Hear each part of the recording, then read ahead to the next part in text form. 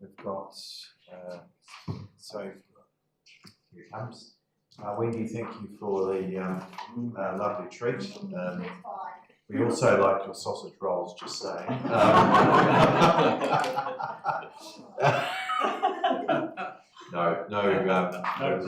We're really delightful texts that came through this morning, and we appreciate the kind gesture, so thank you so much. And just so I'm complete, Nikki, it wouldn't be complete without saying that the apricot jam with cheese scones is an absolute revelation.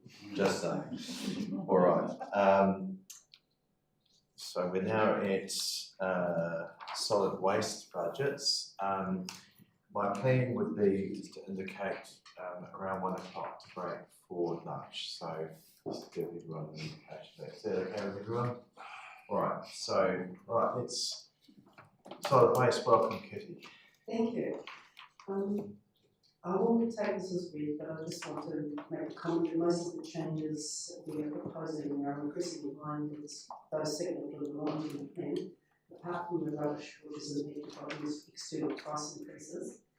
And we also forecast a decrease in the recycling processing costs because they will contract with investment.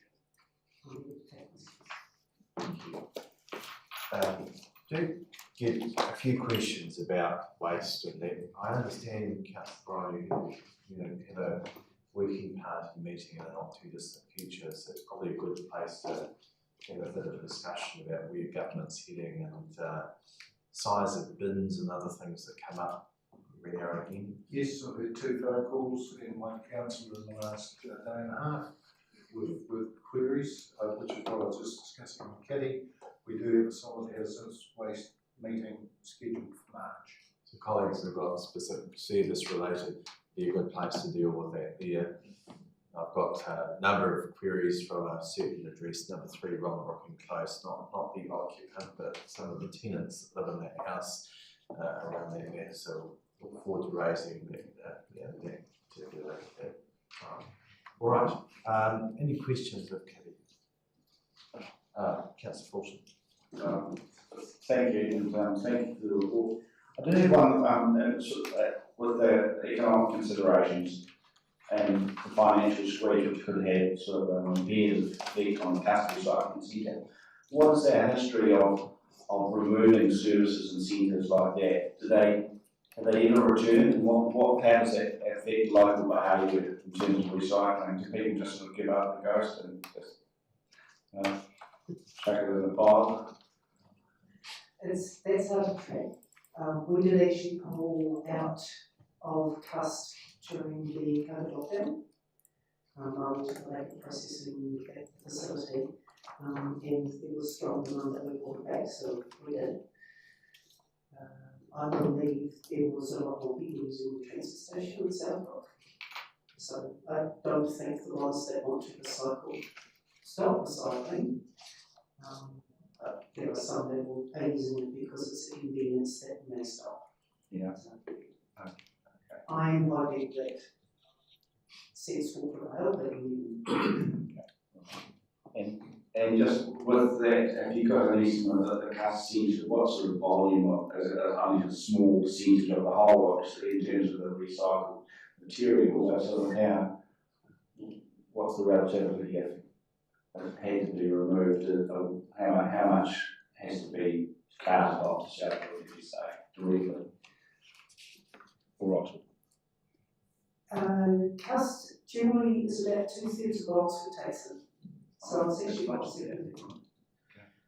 So that would mean that Oxford would go up accordingly, and Southwood would go up a little bit. Councillor Keynes.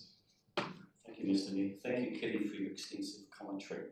In regards to the auditing of the recycling bins, what's the aim of that? Are you wanting to achieve zero situation where you're having to reject bins? Like, what is the aim and what is the potential cost savings if you were to achieve like a zero bins being rejected in that?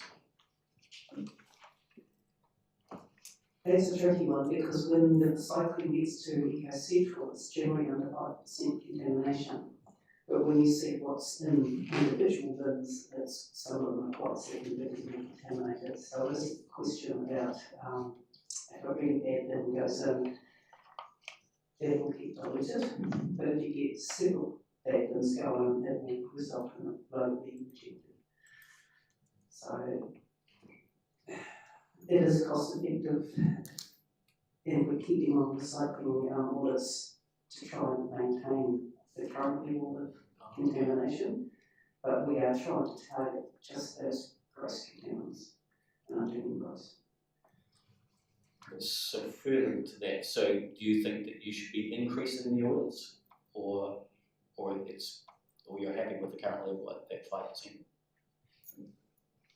I'm happy with the current level. It varies between 2 and 10%. So I think we had only one load that was verging on the rejection at the plant. But generally it's under 5%, and it's usually around about 2 to 3%, which is why it's not by volume.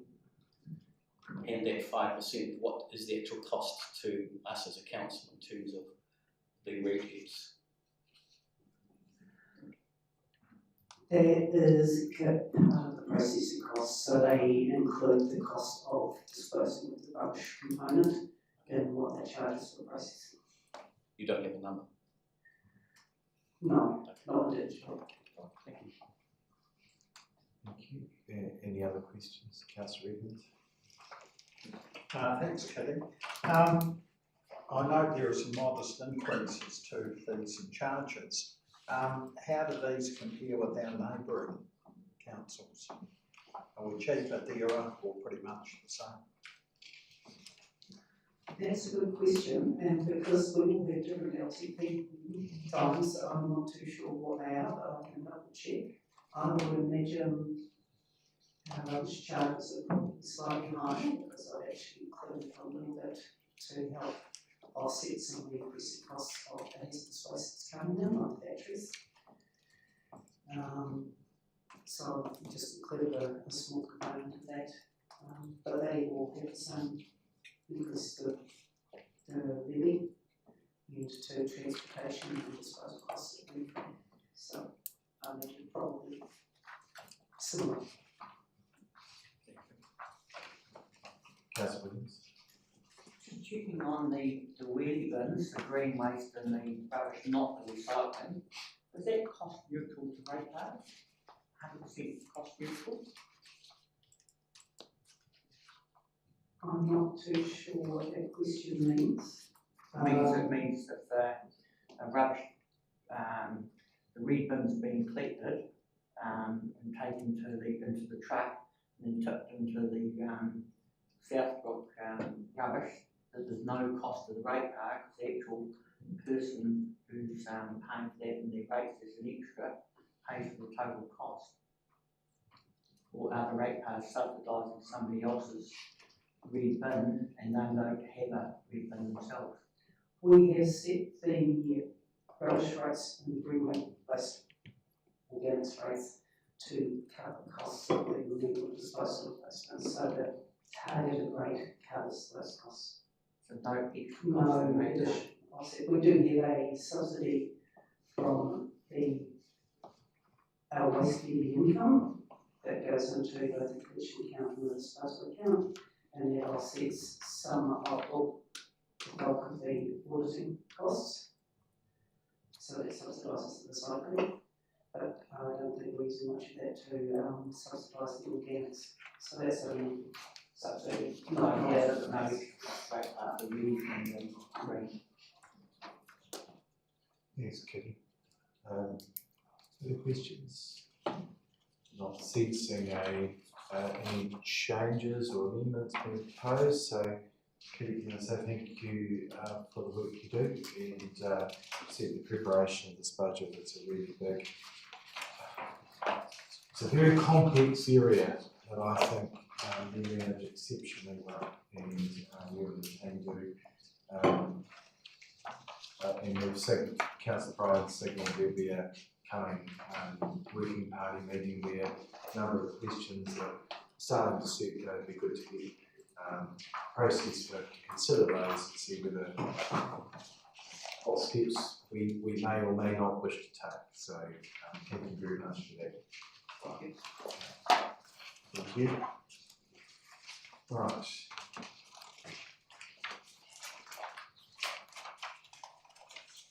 Right, these pages here.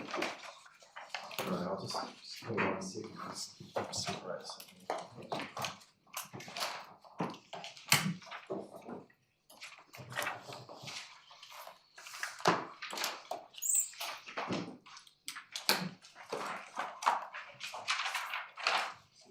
Right, so we're at now the water budgets, water and stock water firstly, so pages 72. So welcome, and see you've healed over the Christmas break, so no crutch required now. You're all good? Excellent. Right. Just when we're ready, any introductory remarks you'd like to say? Thank you, Mayor. So this is the water budget for 25-26, and I take the report as being read, but I just wanted to touch on a couple of important points. So the first one is the Water Services Authority and Commons Levy has been proposed and has been consulted with councils, and so this will come into effect on the 1st of July 2025, but it will be covered under the UNROA commentary and not the Water Services budgets.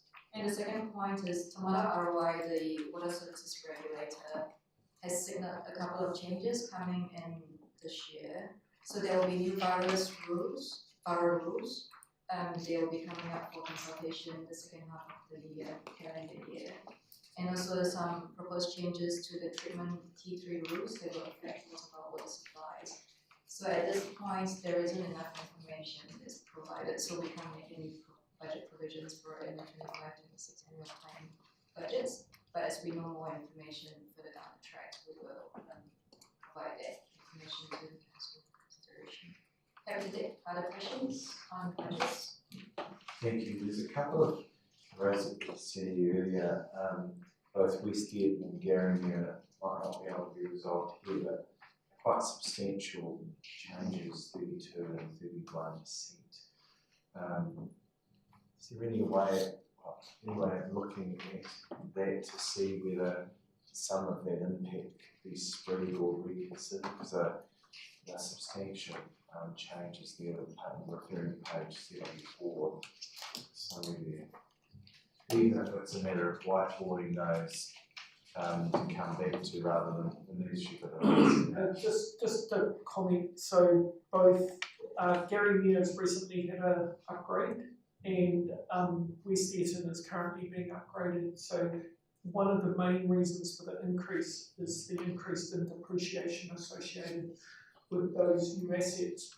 One potential way of looking at that is you'll recall that the upgrade is funded for treatment upgrade from the district UV water rate. So one potential approach is for the depreciation costs associated with the new infrastructure to also be recognised under that district-wide UV rate. That will mean that the burden of that is not reflected in smaller schemes such as Garrimere and West Eaton. When we did do the upgrade at Garrimere, Councillor Williams might correct me if I'm wrong, because we're both on that working party.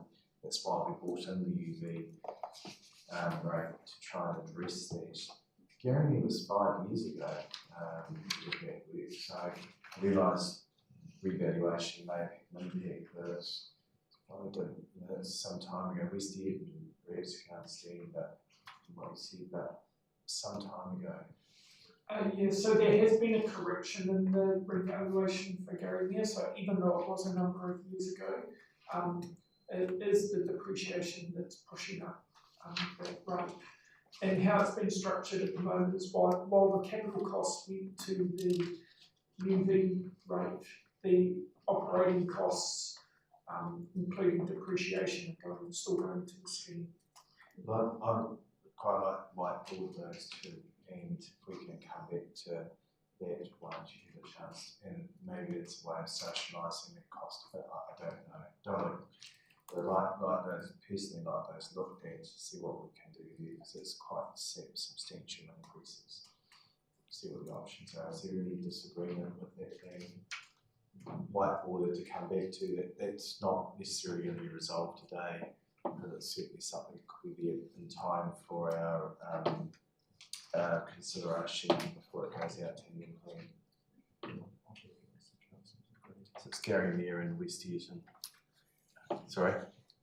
I was just, no, it's all right. No, it's all right. I was just saying, we can't whiteboard it until the council agrees. Oh, okay. All right. Does council agree to we whiteboard those items to come back to? Is there any disagreement with that? Right, here we are. I think that agree. Okay. Any other questions on water? Councillor Keynes? Just very briefly, if I may. So in terms of the increase in costs, this is on page 73 and actually 74. So increase in costs or percentage for radio is at 3.7% and equivalent in Kaiapoi 6.87%. So is that because effectively the costs are actually being split over a wider ratepayer base? Is that why there was a difference? Or it's effectively one's double the other? So.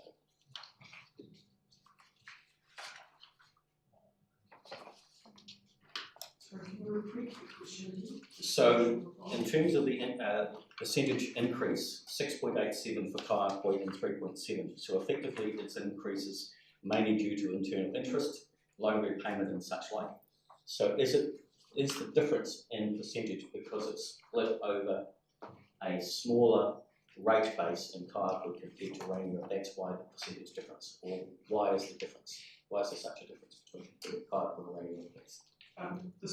The population difference would actually be one factor.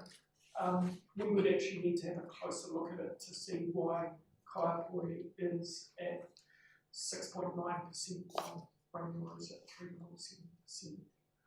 But both had similar upgrades as part of the UV scheme. So we'd need to have a close look at that to understand the difference. Because my concern would be, because effectively Rainier gets their water from Kaiapoi, is that correct?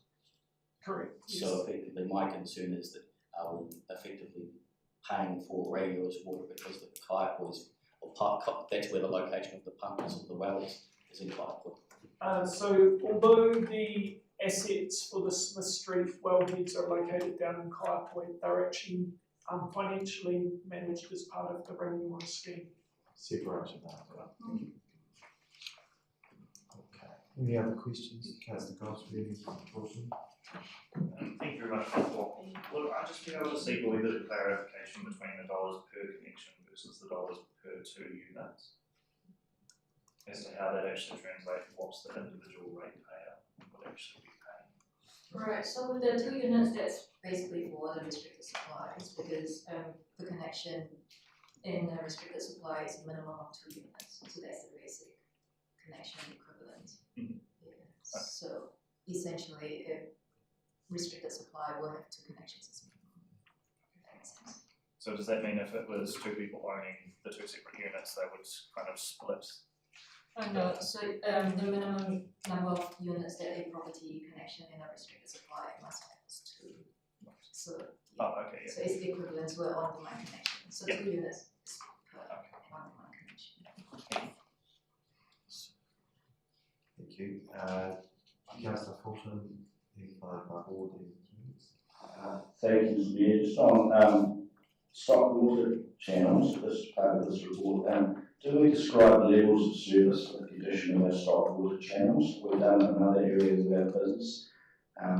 Whether it's classified as serviceable, leakage, superb condition, whatever, people are paying for the service. Do we have rigorously actually analyse this so people can know what level of service? So we're only dealing with, we're not dealing with stock. No, we're not. So can we just come back to that? Okay, So thank just you. deal with water first. Yes, right? thank you. No trouble. So then, Councillor Ward.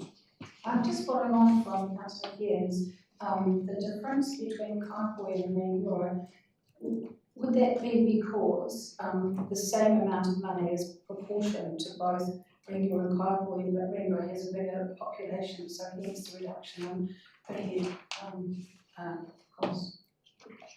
I suspect that is the most likely reason for the difference. I've noted it down to have a closer look at that, and we can come back with more information on that. They're totally separate suppliers, as I understand it.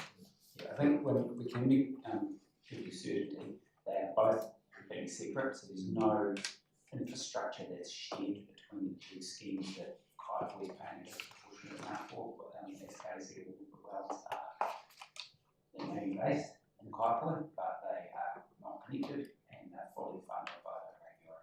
Right? I suspect there's two things at play that are similar anyway. Part of it is we had to do these UV upgrades, which of course are paid for district-wide, but as we discussed with Jeremy, the depreciation and operating costs lies with the scheme. So we've got, we've got two headworks in Kaipoi we've had to upgrade. We're doing the UV in Ringaroa South Belt site. So proportionate to both the total value of the infrastructure, it's a smaller proportion in Ringaroa, and you've got a bigger rate base. I suspect that's the reason. It's probably also, you'll see that Kaipoi do pay a lower water rate regardless, even post this change, because they do have a lower cost of being able to deliver water in Kaipoi than Ringaroa. So it still is a lower cost per rate in Kaipoi. Thank you. He's answered To answer the question, thank you. Someone please have a look at the temperature here. I don't know the rest of you, but it's very warm. Possibly just a minor adjustment to that would be, check it's not all heating, would be good. Councillor Meetings. Once Mr. Cleary sorts out the Goldilocks zone for us, Thanks, which Julie. I don't think exists in this room. But Jared, you can probably answer this question with your eyes closed anyway. Correct me if I'm wrong, but aren't our district water scheme rates all based on user pays for the capital scheme in that place? Like the Points Road people pay for the Points Road water, Ohoka pays for Ohoka water, Rangiora pays for Rangiora water. So the plant and machinery and whatnot that is required in that, and the loans and the drilling and all of those things, which go into installing a water supply for to service a particular area, are they not loans and whatnot that are targeted specifically to the people who draw off that water scheme? Yes, Hence with the disparity in with the one acceptance. So exception. So that is correct to say that, and you can say that for all maintenance costs, operations, depreciation. The exception is, and you'll recall the council has decided for the UV upgrades that were required as part of a response to changing regulations that was shared across all of the schemes. So proportionately, everyone pays the same amount for the UV upgrades, but for all other costs, all existing depreciation or capital costs, that's paid for on a scheme-by-scheme basis. And district-wide rating is something that we're still contemplating. That's in what years are we proposing at the moment? Because that's a project, I just realised Sandra's in the room, so it was for her benefit, so she could hear that. Okay, so the next Three Waters rating review is due to commence with the new council. Thank you. I also do note that in table 1 on page 73 or 99 and diligent, whatever you're following on, as an example, it says Ohoka for 2 units, whatnot. That's not correct, because that is just the property charge. And then on page 20, you'll see the unit charge is roughly about $25 a unit. So I don't know if we're actually comparing apples with apples here anyway. because that 1305 is just the, unless I'm mistaken, well, maybe you can explain it to me, but if you look, say on page 20, which is, your copy is, but just as an example there, if you see, for Ohoka as an example, water and unit charge based on 19 units, which works out to roughly $25-ish a unit, plus the water property charge. So that 1305 to 1344 is actually just the property charge without any water coming through tap.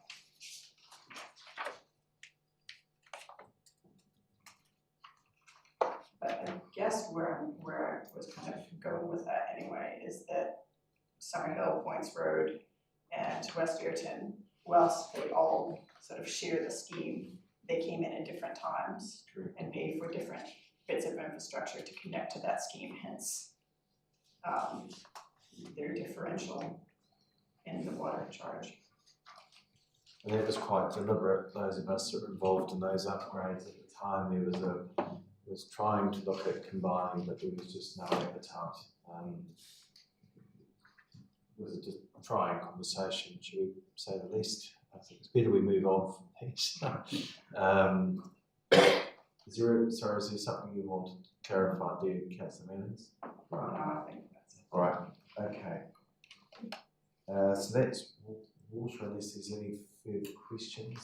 Okay, so we come to stock water races now. Yeah, we'll come to your question, Councillor Fulton. So that's pages 139 now. Sorry. No, not you. No, you just want to. Thank you. Continue microphone off then, please. Thank you. Kelly. So the stock water commentary, happy to take the report as read effectively. Any other changes are more related to depreciation and interest costs, so happy to take any questions. Yeah, I should know that. Forgot what I was going to say. Come back if you like. No. One time only. The description of our levels of service for stock water channel, do we rigorously sort of assign ratings to our and the condition of the stock water channel, and what is that rating? How do we monitor and track this service? So we currently do not have any guidelines that would fit the category of rigorously monitoring condition. We do have our stock water booklet that provides some guidance on maintenance of stock water races. One thing that we are looking at improving is we have our contract with Waimakariri Irrigation Limited. So while they look after the irrigation scheme, we also contract them to maintain parts of the stock water race system. So part of that agreement, we're looking at improving some of the specifications so it's clear regarding where they step in, where a property owner is not maintaining the water race on their property or in front of their property to an acceptable standard. So I wouldn't, and you'll be aware that for the drainage maintenance contract that's due to be tendered this year, we've been doing some work looking at having different condition gradings for our rural drains. We're looking at having something similar for our stock water races, but it doesn't exist at the moment. No, that's not a good thing. I was going to ask how do we expect people to pay for something we're going to see or measure or quantify?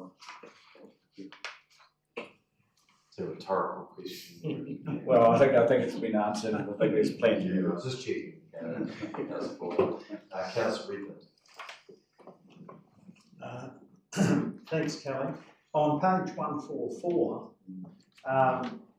mention is made of increased traffic management and health and safety requirements, that it may no longer be appropriate for the adjacent landowner to maintain those roadside water races.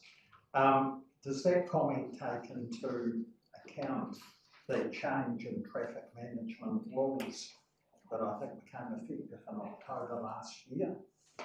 Are we having a different way of assessing risk? And I wondered if that had been taken into account.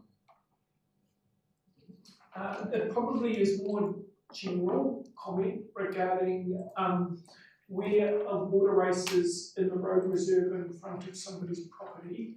Currently our bylaw requires the maintenance of that race to be undertaken by the adjacent property owner. And that is fine for a majority of our roads in the district, which are very rural in nature, but we do, as you'd be aware, have water races in some quite busy roads, such as Tram Road, and making sure that any work that is done is undertaken in a safe way. We still have a responsibility for that as well. So at the moment, we've been managing it on a case-by-case basis. Some property owners will actually engage a contractor to come in and do the maintenance work, and they will look after all of the traffic management. We do field the odd service request related to people that are finding it difficult to maintain their water races, and at the moment we manage it on a case-by-case basis, providing advice. We haven't got to the point yet of saying any race within a road which has a certain number of vehicle movements per day, we're now going to take over the responsibility of maintaining those races. If we were to do that, that would obviously increase our operating costs, and that would increase the stock water race rates to those property owners.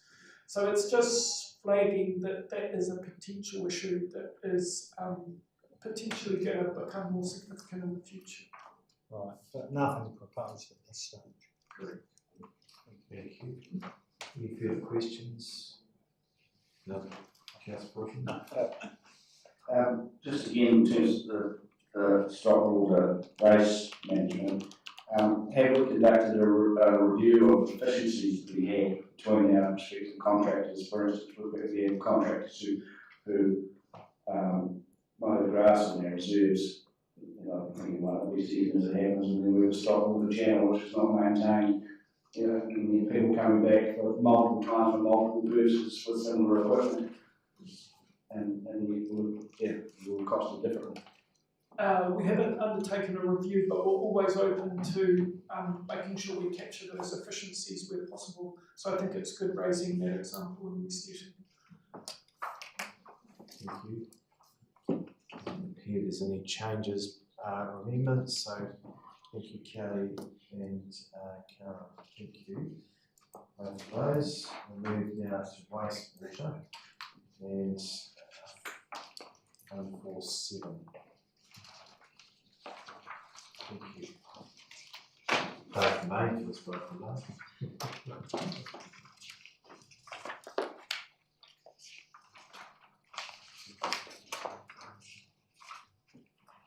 Just when you're ready. Thank you. So I take the report as being read, and the only thing I want to flag is, again, the Water Services Regulator has signaled that there will be new wastewater standards and targets being released for consideration this 25-26 financial year. We don't have a lot of detail about what that looks like at this point, so the budgets do not reflect any provision for those requirements. Happy to take questions. Thank you. Deputy Mayor. Thank you, Mr. Mayor. I just noticed that there's two projects in Kaiapoi amounting to about 307,000 that have been pushed out. How much are we raising the level of risk here because it is renewal work? Sorry, I missed the first part of the question.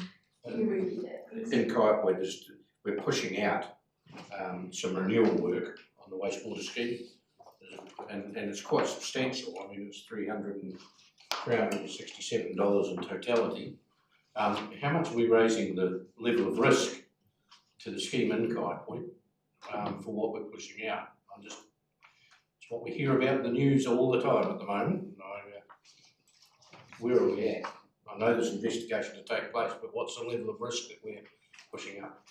I can try and respond to that. So basically, we have made budget provision for renewals based on the mowing we're doing. And so the amount of money is available, but what we're actually doing is doing more planning of what we actually need to renew on a more detailed level. So until we've had that clarity of what we actually want to spend the money on, we're not investing in that project for the financial year. So we are spending this financial year actually looking at planning what we actually need to do and quantifying how much it's going to cost us. And so we have been doing the essential renewals for the likes of Ribbon Keyways when identified it is necessary. But these renewals are basically just a long-term renewal that we're looking at to make sure we're on top of the asset condition.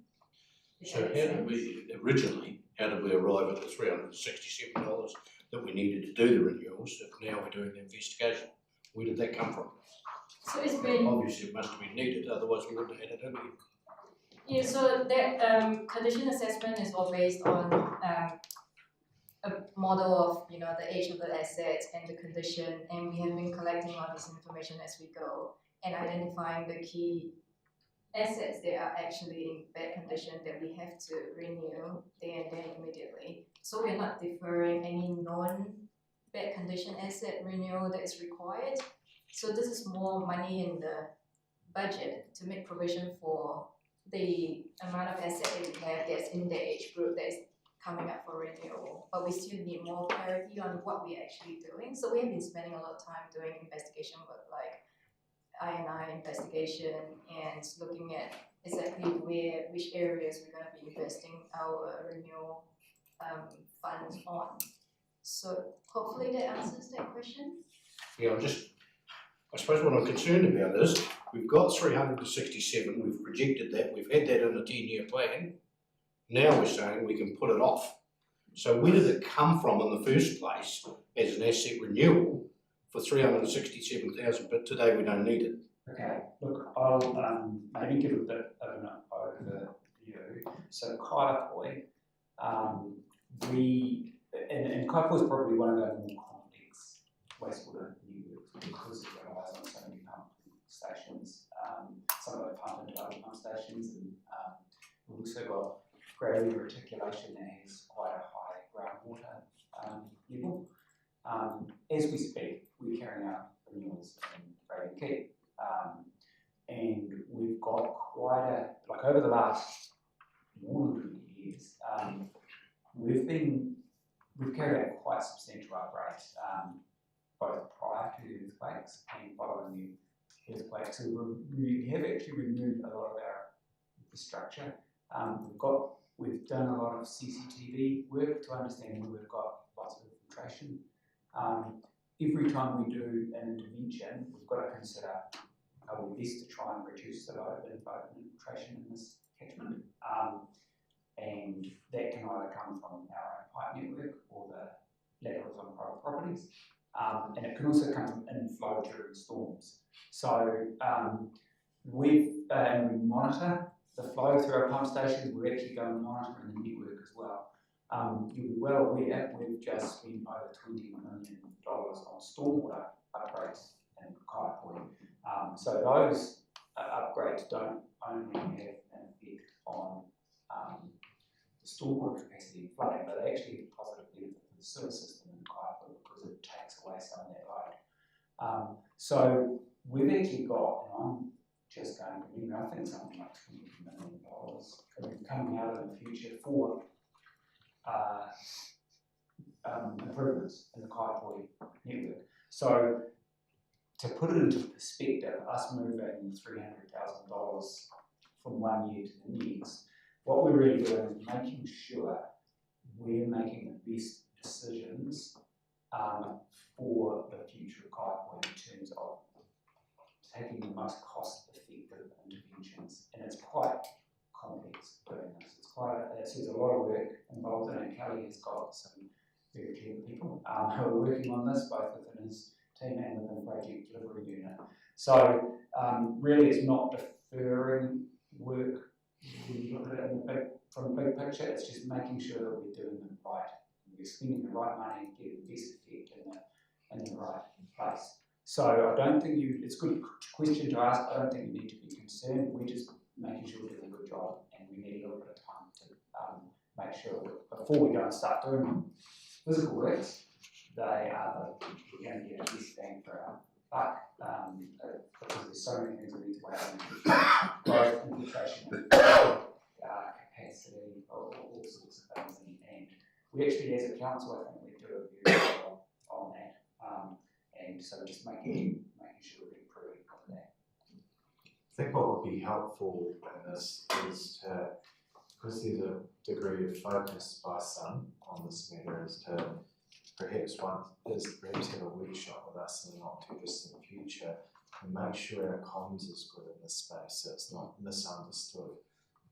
Because there is a lot of work going on, really good work, but sometimes people jump to the conclusion that they want to with lack of information, and it's not criticism, but I think that would be helpful to the priority provided here, especially with that capital works proposed, that 21 million, Jared. I think it would be good if we could just have a conversation in the not too distant future, and then what the comms that falls out of that would be. Yeah, by no means criticism, I just want to No, understand. I think it's a good point, because we, Councillor Williams then next. Basically, the same question on the renewal one, the 1.5 million has been deferred as well. So that's just the straight wastewater mains renewal. I would imagine that we're falling in scope for that already, so that's on page 151.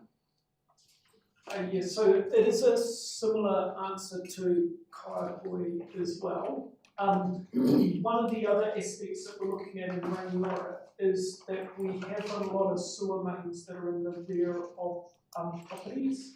So back in the 30s, 40s, and even into the 50s, it was quite common to people had large backyards, and for the sewer main to be run down quite close to the rear fence, and all of the internal pipe work would go to the pipeline at the rear of the property. That these days is becoming more and more problematic. You know, we have more townhouses, and getting access for maintenance, and at times we even do have requests for people wanting to build over sewers, and it just makes it problematic. So as part of our renewal strategy, we're looking at opportunities to take pipes out of the rear of properties and into the street. So another factor, in addition to what Jared just mentioned about getting information on infiltration and making sure it's integrated with other decision makings, we're also looking at taking those opportunities to get pipes out of private property, and that's one of the reasons for Rangiora we've deferred our renewals, to make sure we've got our strategy in place first before committing to the spend on infrastructure that's going to be in the ground for 80 or 100 years. So the biggest question is there no problem thought of a failure of some of these pipes creating a major problem by deferring it? So they're all in reasonably good condition there, so the deferral is not going to affect. We can't say there's zero risk, but we consider that there's a very low risk. I can add to that. So we have been doing CCTV inspections of all these pipelines and understanding what the conditions. So where it has been highlighted that there is a major fault or it needs immediate attention, we have been doing spot repairs. And so we are not just ignoring the issues. So we are on top of the condition. We just need a good strategy to spend the big money to do the major changes. It would be fair to say that you had a look at the capital works program based on the challenges that we all put around the ability to meet that, and that this revision may well have come out of that. Would that be a fair thing to say? That because that's the challenge that we're always putting to you. Can you achieve it? Certainly that is part of it. So that explains it. You know, amongst all of the other points that we've made, that is also part of consideration. Thanks, Jude. Thank you. Councillor Williams. Thank you. I guess my question probably follows on to what colleagues have raised here before. So can you please clarify for me, just to make sure that I've got it we have asset management plans for all of these things. We depreciate and plan renewals based on a rough estimate of how long an asset will last before it needs attention and whatnot. But then is this how it works, I presume? Do we not then look at the state of the asset and then we can judge whether or not we can push that out or if it needs to be brought forward? And would that then explain why we have maybe budgeted for something, but we're pushing it out or we're bringing it forward because of the state of the asset? And does that give us more time also to look into what needs to be done, if it needs to be done, and when it needs to be done? Yes, so you're correct. The other factor that we bring into the decision making is the criticality of the asset. So if it's a high criticality asset, we'll be inspecting it and we'll actually renew it when it's first starting to show signs of deterioration. Where if it's a low criticality asset, and that might be a pipe in a cul-de-sac that doesn't serve any properties, we'll actually we can actually leave those assets a lot longer. So the consequences of it failing are not big. We look at making sure, in the example Carolyn gave before, we'll inspect the pipe.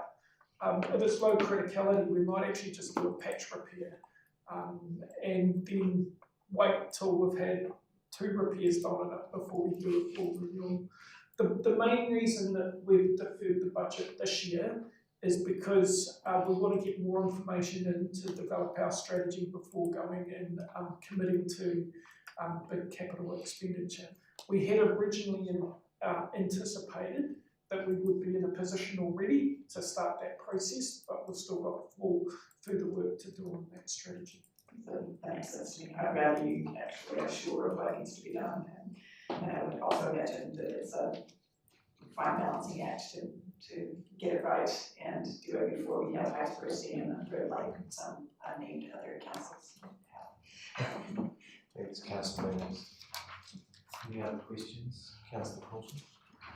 Thank you, Mr. Mayor. Chris, Carol or Kelly, are you aware of any pending changes to the regulatory standards for septic tank renewals and consenting? I'm sure I heard something over December, with an ECAN emerging, something that could be relevant to renewals of existing septic tanks and replacement.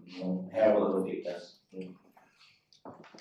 I've also heard from ECAN that it's on-site wastewater systems such as septic tanks is something that they're going to be having a closer look at.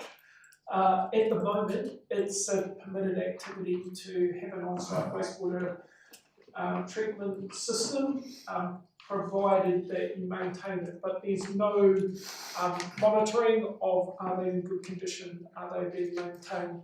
I'm not aware at this stage to what level ECAN are looking at on-site treatment systems, whether it's more of an education program or whether they're actually going to be requiring information to be submitted through to them, but we can find out more on that. Okay.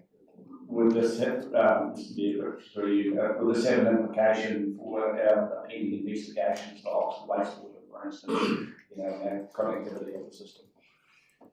Potentially, and part of the work that we're doing looking at Oxford is actually going to consider the currently unserviced properties in the western part of our district. So as part of the decision making for looking at what is the best approach for Oxford, we're going to take a wider view of what is the best approach for the western part of the district.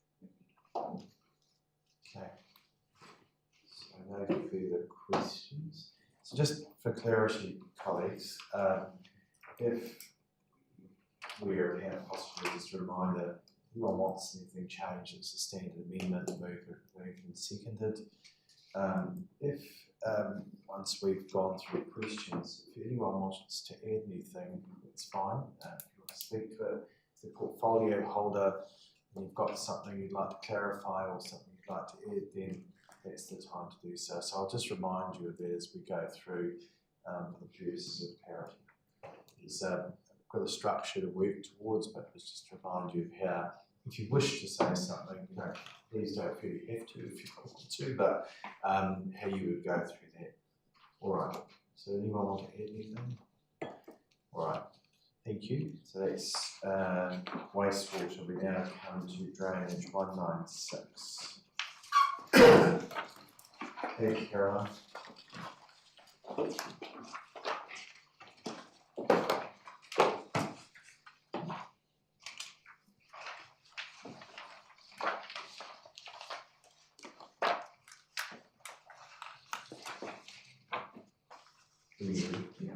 Thank you, Mr. Mayor. So the drainage activity, I'll take the report as read. Just a couple of points to note. OPEX, we have increased the central rural drainage maintenance by $20,000 just to reflect the spend that we've had over the last 3 years. CapEx, there have been a number of changes to the capital works program, predominantly pushing out capital works, no changes to the overall budget. But just to align with the overall deliverability of the overall capital works program. Mandeville Resurgence Project, 2 changes. One, there's a request for an additional $376,000 of capital work, and you'll note in the summary agenda that there's an additional $50,000 for additional drain maintenance related to that project. So that's not in the commentary report, but it's in the summary agenda. So happy to take any questions. So the summary's been updated, just to be sure, so that's on drainage. Correct. Thank you, which has already been moved and which has already been dealt with. Thank you, by way of the pro forma recommendation that was passed to you. Any questions? Councillor Williams. On page 205, infrastructure resilience fund, why have we reduced that so much when we're still having some major hotspots around the area that we're sorting out when we do get a reasonable rainfall? So effectively what we've done there is we've looked at the projects that have been identified from the investigation work. So each of the investigation reports that were prepared recommended either maintenance works, immediate works, or long-term works. So the infrastructure resilience fund is being used for the long-term works. What we have done is pulled all of the long-term works into a program and looked at the most pressing high priority works in terms of what we can actually deliver next financial year. So some of the projects are actually going to require a bit more design work to get to a point that we can actually construct them. So we've come up with a program of projects, and that will be a report that comes to the Utilities and Roading Committee that shows the reports, the projects for the 25-26 financial year, and that totals so I don't know the figure in front of me here, but so that brings the total back to, is it about $1.5 million from memory? Yes, so that's what we see as what is needed and what is deliverable in the 25-26 year. The total overall fund is still the same. It just means that we'll be spending a little more in years 2 and 3. So does that mean we haven't got staff to do these projects as far as design at the stage even? No, it's probably just work. I think that is a good question. So, and it's mostly you're thinking about how big should the project delivery unit be, and we're at a point where we think we've actually had some quite good recruitment. We've set up a new infrastructure resilience team. They've only just got on the ground, and it's a little bit like the discussion we had about the wastewater and Kaiapoi. The infrastructure resilience team landed. They actually need to think about these projects well before just starting building things. So we've got a lot of investigations, discussions with property owners who are affected. So a lot of this involves engagement with the community. And we just, we don't, one thing we're always very conscious of is not over-promising that we can deliver more than we can in a year. So we could gear up bigger, but we take a longer term view. We wouldn't want to ask somebody over size for just to be able to do 1 year's program and then not have enough. So it's a combination of the amount of resource that we have, but also the stage in the life cycle of the infrastructure resilience team. They have got a lot of work on at the moment, getting design ready and out the door, but once they get up and running, they'll be able to start churning those out more quickly because there's been a lot more strategic work done in the early years. I was mainly thinking of some of these things we've been thinking about for the last 10 years now, and people have been having problems, so it doesn't look good for them reducing something when they've been having problems for 10 years, and all of a sudden we're spreading it out. Some of these places are getting very, very wet and wetter. But that's not what staff are saying. It's capacity in catching up. And in years 2 and 3, you were saying, Kelly, that would be a capital program or being catch up. That's what I took from what you said before. Yes. Right. Does that clarify the point, Councillor? Not quite, but I'll talk offline for that. Okay. Any other questions? So in general, I've really started to see the benefits of that team come into play. So and I'm hearing people really pleased that they're being heard. Where meetings are happening on site properties where there are conversations going on around how do we remedy deficiencies. So that's what I'm hearing starting to occur. I'm very supportive of the additional budget. It came about, the 50,000 additional amount was from a direct conversation we had down at the Hope Drainage. It was supposed to be site meeting for 1 or 2, which ended up being most of the drainage advisory group, which is fine. But it was clear in that conversation that there's been for a number of years a range of deficiencies down there. There's been expectations about getting remedied. So following just a back of envelope exercise, so to speak, we felt that around 50,000 would be around a sum that would perhaps move some of those issues on and get those addressed, because that's been a point of frustration for some time. So I'm really pleased to see that in there, and I hope it survives the budget round, because I think that will make a difference to those down there. And we know that we have known issues in that particular locality as we do up further upstream, which has been proposed in the stage 1 mandible works. There's a process where the mandible, where we are going to have a discussion with the the drainage advisory group and the council, which is scheduled in February. We would like, following the bus trip, to have a catch up and see what the thoughts were following that. So that's coming up in February, and that's for the council, for the drainage group, and I will share that with Tom, who's the chair of the drainage advisory group. So that's coming up in February. But thank you for picking that up, team. Appreciate it, and I think that will make a difference in that community based on the walkabout we had down there and the issues to be addressed. Anyone else want to add any comment on here? Just thank you, Mr. Mayor, just a comment in particular on that site visit and the proposed allocation of 50,000.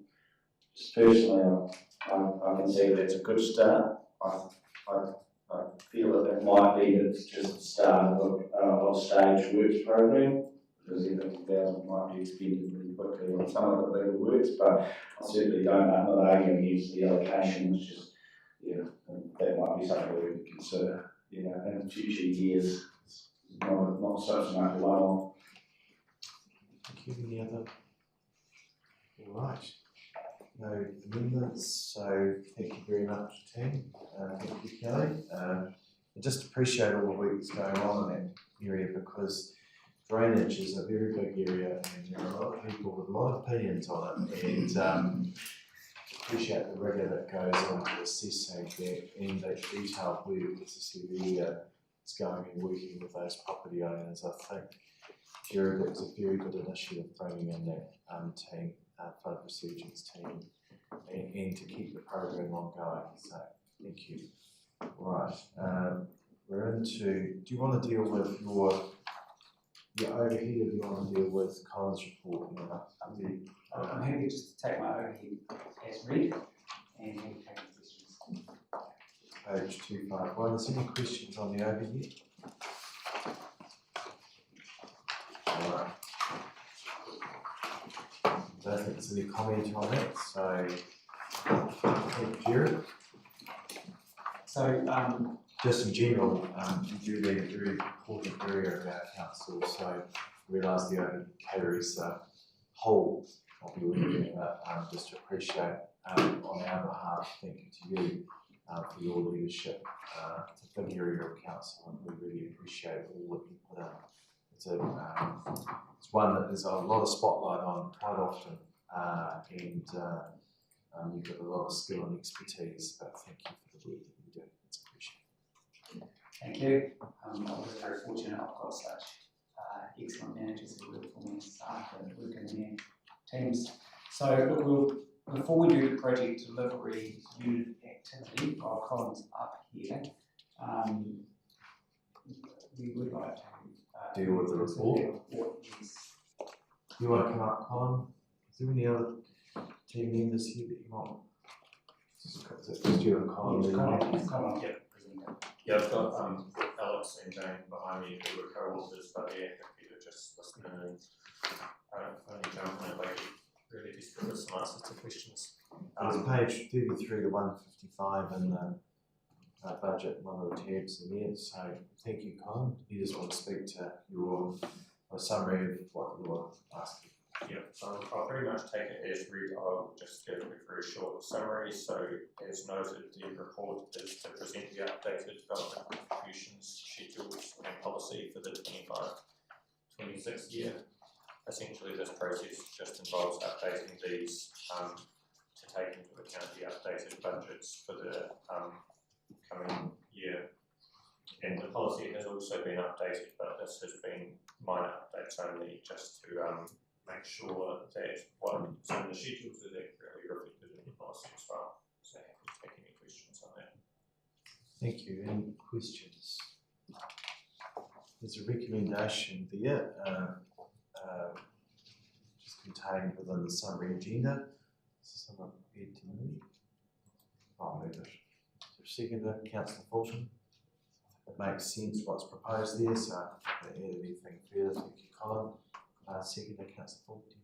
Nothing to add, no, thank you and support. Any further speakers on that? Not going to respond to myself, so I'll put that. All those in favour, please say aye. Aye. Contrary, that carries. Thank you, Colin. Right, so now the PDU budget, page 260.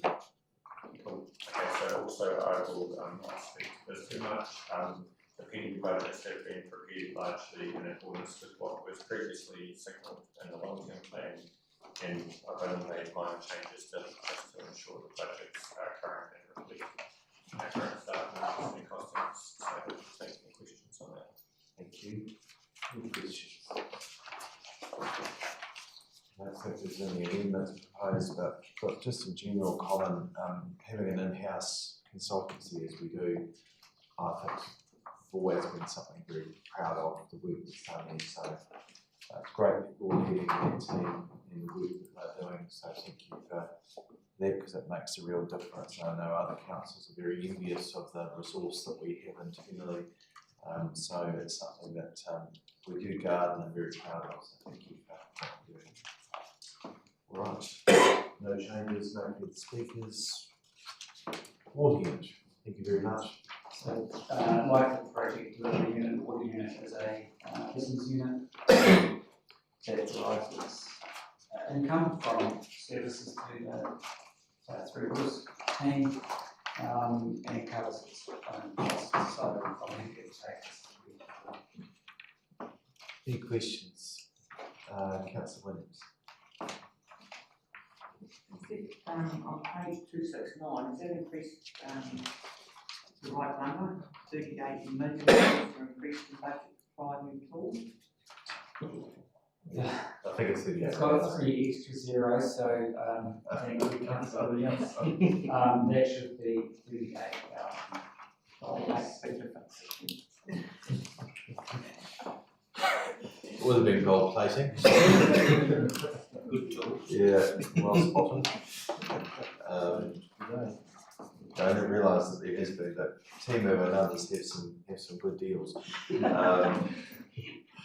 All right. Any other questions? I think this is just an area of council that I continually receive good comments for on the service that they give. So we can all hear that provides make sure our water services are well looked after. So it's something that we've always been proud of, and really why we've been such a leader in the space of Three Waters is because of that support that goes in behind it. So we pass our thanks on to the team for all they do here. Any other comments? All right. Thank you. We're up to Chris's budgets now, so thank you, Jared. Thank you. Appreciate the time. Okay, while we're waiting for Chris to be here, the camera seems to cut the table off. Is there can you get the team to look at that? Because we're about to, by the way, just while we're waiting, we are going to go live stream video, not this meeting, but the March meeting. So having the whole table covered would be good. The camera's never ever covered the last 2 or 4 councillors. We need to get that looked at, so that it's, don't want you not to be featured, otherwise we'll have to swap you around, Councillor Lee. Yeah, I'm happy. Yeah, I'm worried. Al and I are in a surety. I did. Yeah. We've got half of Paul's stomach shows, but only his stomach. Well, maybe that the camera has to be a bit, I don't know, but there I don't needs think to be it's very addressed. big. Anyway, It's just not I wide. don't know, I'm not, no technical expert. It probably means a new camera. Well, it is a new camera. It wasn't that old, it's not that old. Alright. Let's wait for Chris, so perhaps a stretch for 5 minutes, just while we do a brief agenda, and then we'll get into the libraries. Well, it'll still be the intention to go live if we're not all included. Well, yes. Well, it is my intention that we get, well, we're live audio now. Yes, it would, but that can be addressed, I'm sure. I didn't know that, I hadn't realised that until I was just looking before.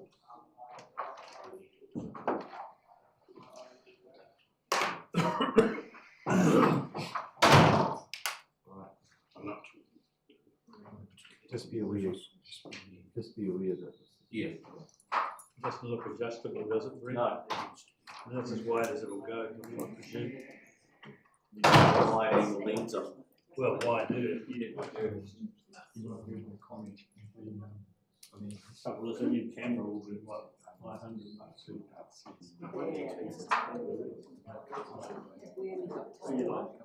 Yeah. No, we can manage it. Yeah, it was quite a, yeah. Probably need to be up 3 times, didn't even see it. Because that We comes found down it. to. Oh, the looks like Oh, anyway, I'll leave you guys to work this on out. The intention would be. So you just doing that bit? No, No, it's made it worse. It's actually, it's been adjusted. Just into the sauna every day? Should be. it's a little bit better. Well, I'm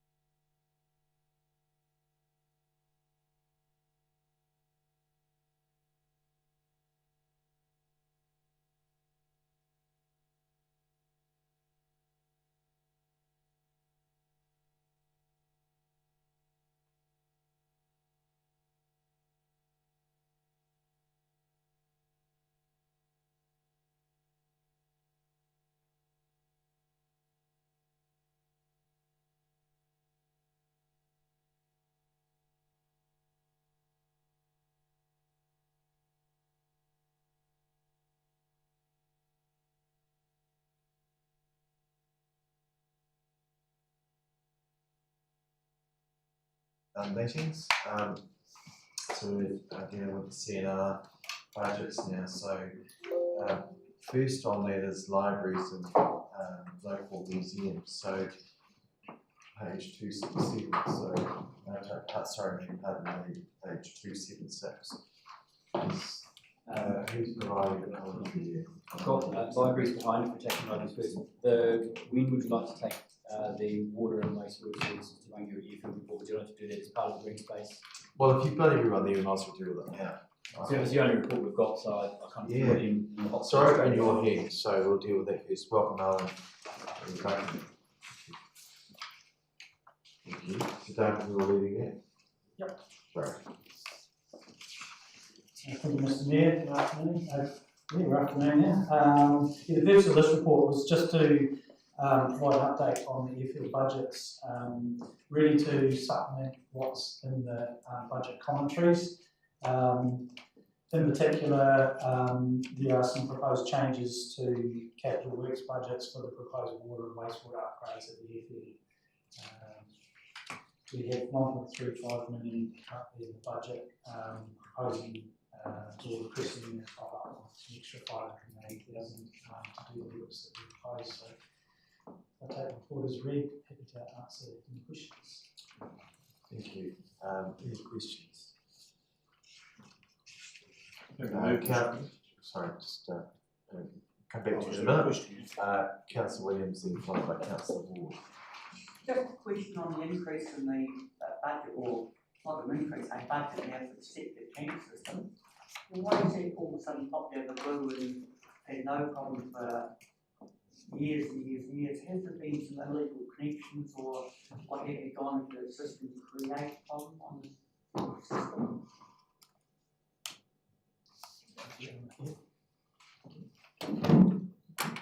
So I think the significant problem is twofold. The first one is the age of the systems.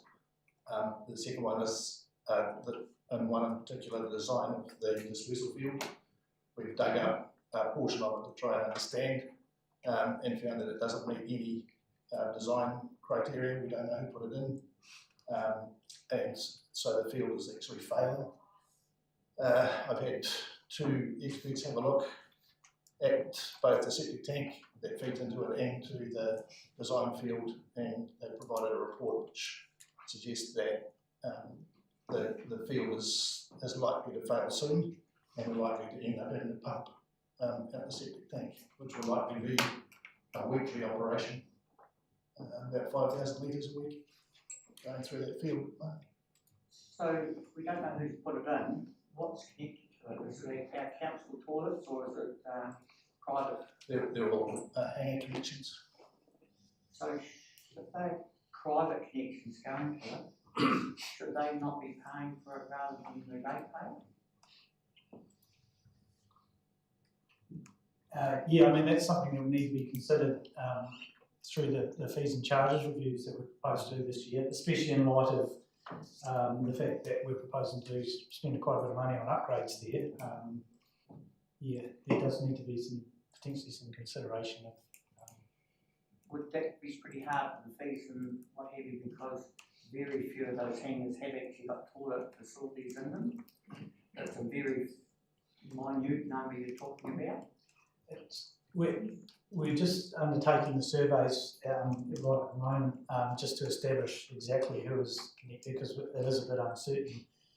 At the moment, I think we understand there's about 25 potentially connected to the septic system, so they service the public toilets, our facilities there, as well as some of the hangars. So at the moment, we estimate around 25 connections potentially. I don't know if there's any update on that just in the last week. So I've had plumbers out using a camera to try and understand and do some as-built drawings, so we know exactly what's connected to each of the tanks and who's connected.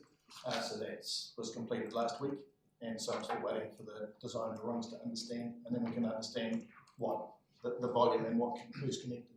I'm not talking about the council tank, we are in public toilets. I'm talking about the tank. We don't know who's put in there and who's connected to that one. So there's a number of different tanks and dispersal fields, and a number of them, by the way to go, Halakut was one are owned privately, they're just used by the people that have put them in, and they have various consents which allow them to be there for certain periods of time. There's also other ones that have been either put in by council in the past, we don't have any records of that happening, or put in by privately, and there's an agreement for us to use them that we can't find. And so we've done a huge amount of investigation with limited information, kind of started again to go, well, these septic tanks serve a whole bunch of different people, including us. We need to find out who they're serving, and then we need to actually look at the design of the new sewer system, which comes into the airfield, and then look at whether or not those systems are going to be able to stay there, or other people need to move on to the new sewer system. And we're going to have to make decisions about what the charging system looks like for those people connecting in with any new system. At the moment, they don't pay any rates for any services. They pay a ground lease to have the hangar there. So we are in a bit of a situation where we need to get all that information so we can come back to council. We don't know exactly who's connected and where they're connected to, who put the sewer system in, so we're getting the as-builts. Then we'll get a new sewer system and we can talk about the fees and charges, whether or not those people that connect into it should be paying a portion through either their lease or a rates fee or something like that, because they're now connected into a system. So those, we're doing information gathering at the moment. In the meantime, we have to suck out what's in there, and because we're connected to it, and because there's no degree of ownership that we can find, the responsibility falls to us at the moment. So we've had to put in permits, resource consent for septic tanks for tens of years now. So has ETAM not got the, I can't imagine council putting in a septic tank without a permit.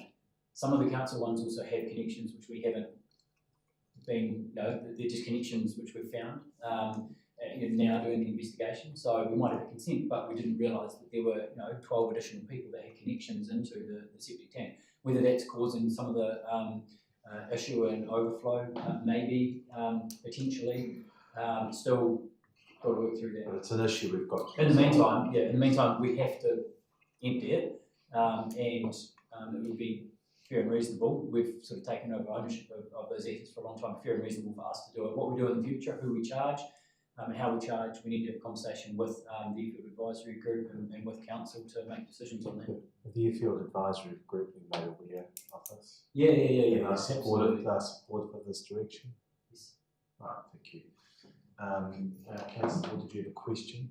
Well, yes and no. Because if it's a debating point, I'll come back. I was just checking. I just really, I think you've actually answered my question. We do need to get this timed up, don't we? And get it into the system, and then we can go to the people and say to very good rhetorical question. You need to pay. Yeah, so is that correct? No. Yes. Was that yes? Yeah. Right. Thank you, Councillor. Any further questions? I'm happy to give a latitude in the other part, but this one here is a report. So you're going to move, Councillor, you're secondary Councillor Ward. Do you wish to speak? Yeah, look, I fully accept the explanation given that will obviously come back to us. We can't just leave it there, and unless we want one part of the airfield to have really nice green grass and not to have nice green grass, might look a bit strange. Just further to this, I just wonder with the possibility of development here, and the inquiry with that Councillor Williams has just made, what the potential will be, and no doubt that will come back to us at the same time of hooking into sewer as opposed to septic tank, given that will be heading that way in the very near future, and the cost differentials, if you like, of either waiting or going forward. So just as part of that, when that comes back, that'll be something to really be good to have a look at. So, but what's on here, look, thank you for what you're doing out there. I think you're doing a great job out there. And also, Duncan, you've picked that up. It's a big job out there and a very different one. So thank you to you all for what you're doing at the airport. So I look forward to its progress. Thank you. Councillor Wood. Yes, I just want to reiterate a big thank you. There is a lot to do out there. Since Owen's been out there and seen what's happening, there's a lot of things that need to be corrected. We need to move into the future. We need to get things standardised and upgraded to comply, and this is something that once we get this sort of to that point, then we need to make sure that everybody complies and comes into the new future and contributes to the collection so that we can get rid of those septic tanks. So I'm sure that's where we want to go and that's where we need to go. So we're right behind you with that. Thank you. Thanks for your work. Any other speakers? I support this and I just join in praise to both Duncan and Don what you're doing down there. Before I came to this job, I was a member of the Airfield Advisory Group, really enjoyed learning more about the airfield. I think it's like the Kaipoi River, I think it's a real jewel in this district's crown, a real asset for us. We realise there's a lot of challenges there too, and also expectations between use of commercial operators versus recreational use. And sat through quite an interesting review in that way, and the various views that were expressed around affordability. And I'm sure when the fees and charges are reviewed, we'll have that again, because it is an interesting mix, but with proposed development in and around the airfield, and it's subject to another process, of course, that in itself, I think, adds even more interest here. Number of people that use our airfield that fly in here, friends of mine often comment just what great services we have here, and that we're lucky to have a great airfield nearby. I really like using it. So look, Ivan, thank you for what you're doing. I think this is part and parcel of the work that's being identified, and another great project for you to be involved with. You've led many in our district, so I'm really pleased to see you here doing this work. We need you both there, so thank you so much, and Kerry's my full support. Any further speakers? Councillor Williams. The last Is question. it a question or It's a question of airfield ground rent being reduced from what we're covering. How would that be reduced? Because it's a simple ground we have. What page are you referring to? 318. It's coming down to 215, 165. Just that, let's say, every section there is metered. So have we not been, I just can't figure it out why it's a reduction. We haven't put a reduction in fees, that's all. I think what we've done this year is made an adjustment to reflect, I think the budget that was in there previously had made some assumptions around fees and charges being increased before now, and so that's not going to be in place yet for another year. So what we've done is just for the next year adjusted that budget back down to be more reflective of what we're actually collecting. As part of that, before we actually put that number in, we did also check to make sure that we are recovering what we expect based on the number of leases. And so, yeah, are there people who haven't paid, or is there just a delay? So the new figure is just to be, for the next year, to be more reflective of what we're actually collecting at the moment until we get that review done. Any other speakers? Do you wish to write a reply in a minute? I'll put the recommendation. All in favour, please say aye. Aye. Poultry, carried. Thank you. Alright, so now come to libraries and local museums, 276. Right, Luke. Is there anything you want to add? Your very full and comprehensive summary. Thank you. Kia ora koutou. No, our budget is largely unchanged from LTP, with the exception of some efficiencies that we identified, including temporary reduction to our collection budget, and also some efficiencies that we've identified around the power consumption now. So I'll take the budget as we invite questions. Thank you. Questions? Councillor Keynes? Thank you, Mr. King. Thank you, Luke, for the work that you're doing in terms of increasing the numbers of people coming through our libraries. Just in regards to the software licence at quite a considerable amount of money on page 282, if one was to increase the number of libraries that we currently have, say at Ravenswood, is it based on that cost of the software? Is it based on the numbers of population? Is it based on the number of libraries? And what does that software license actually cover, please? I should have asked this online. Thank you, Councillor King. Software license covers our membership to the Portillo and ACNK consortium, which is underwritten by DIA, and we are part of many councils throughout the country that participate in that particular piece of software. So that's our library management systems that holds all the personal information of people in the district, and we pay for that on a tier model based on our population size. So we necessarily wouldn't have too many cost increases with that. We've got that documented. Thank you, Luke. So just following off that, does that include the digital subscriptions, Ancestry, LinkedIn Learning, and the media streaming platform Canopy? Is that included within that software license fee? Yes, is that correct? Yes, that is correct. And they have various loan agreements, some are around bulk of use, some are allocated licenses. So the libraries world is reasonably complex in terms of lending models with digital content, but yes, that's correct. And as we don't get to own the digital content, we just get to lease like a digital book, and we pay for that lease for that digital book, and then people can take it out for a period of time, and you want to give up that book if you want to give up that book that you have a lease cost for. So as we get more and more people who are moving to take out more digital books, and as that population grows, inevitably the number of leases that you have to have software increases as well. So that budget will go up over time because of the fact we have more people moving into the district and a slight move towards people also having those electronic resources. If we were to suddenly open a new library, it wouldn't necessarily mean more people were going to a library to take out a digital book. It's more based on Does that include audio books? Is that digital books, but is there audio books contained within those subscriptions? I just know there's a growing trend towards that. Most of those arrangements are through our resource purchases capital budget. Yeah, so not within that.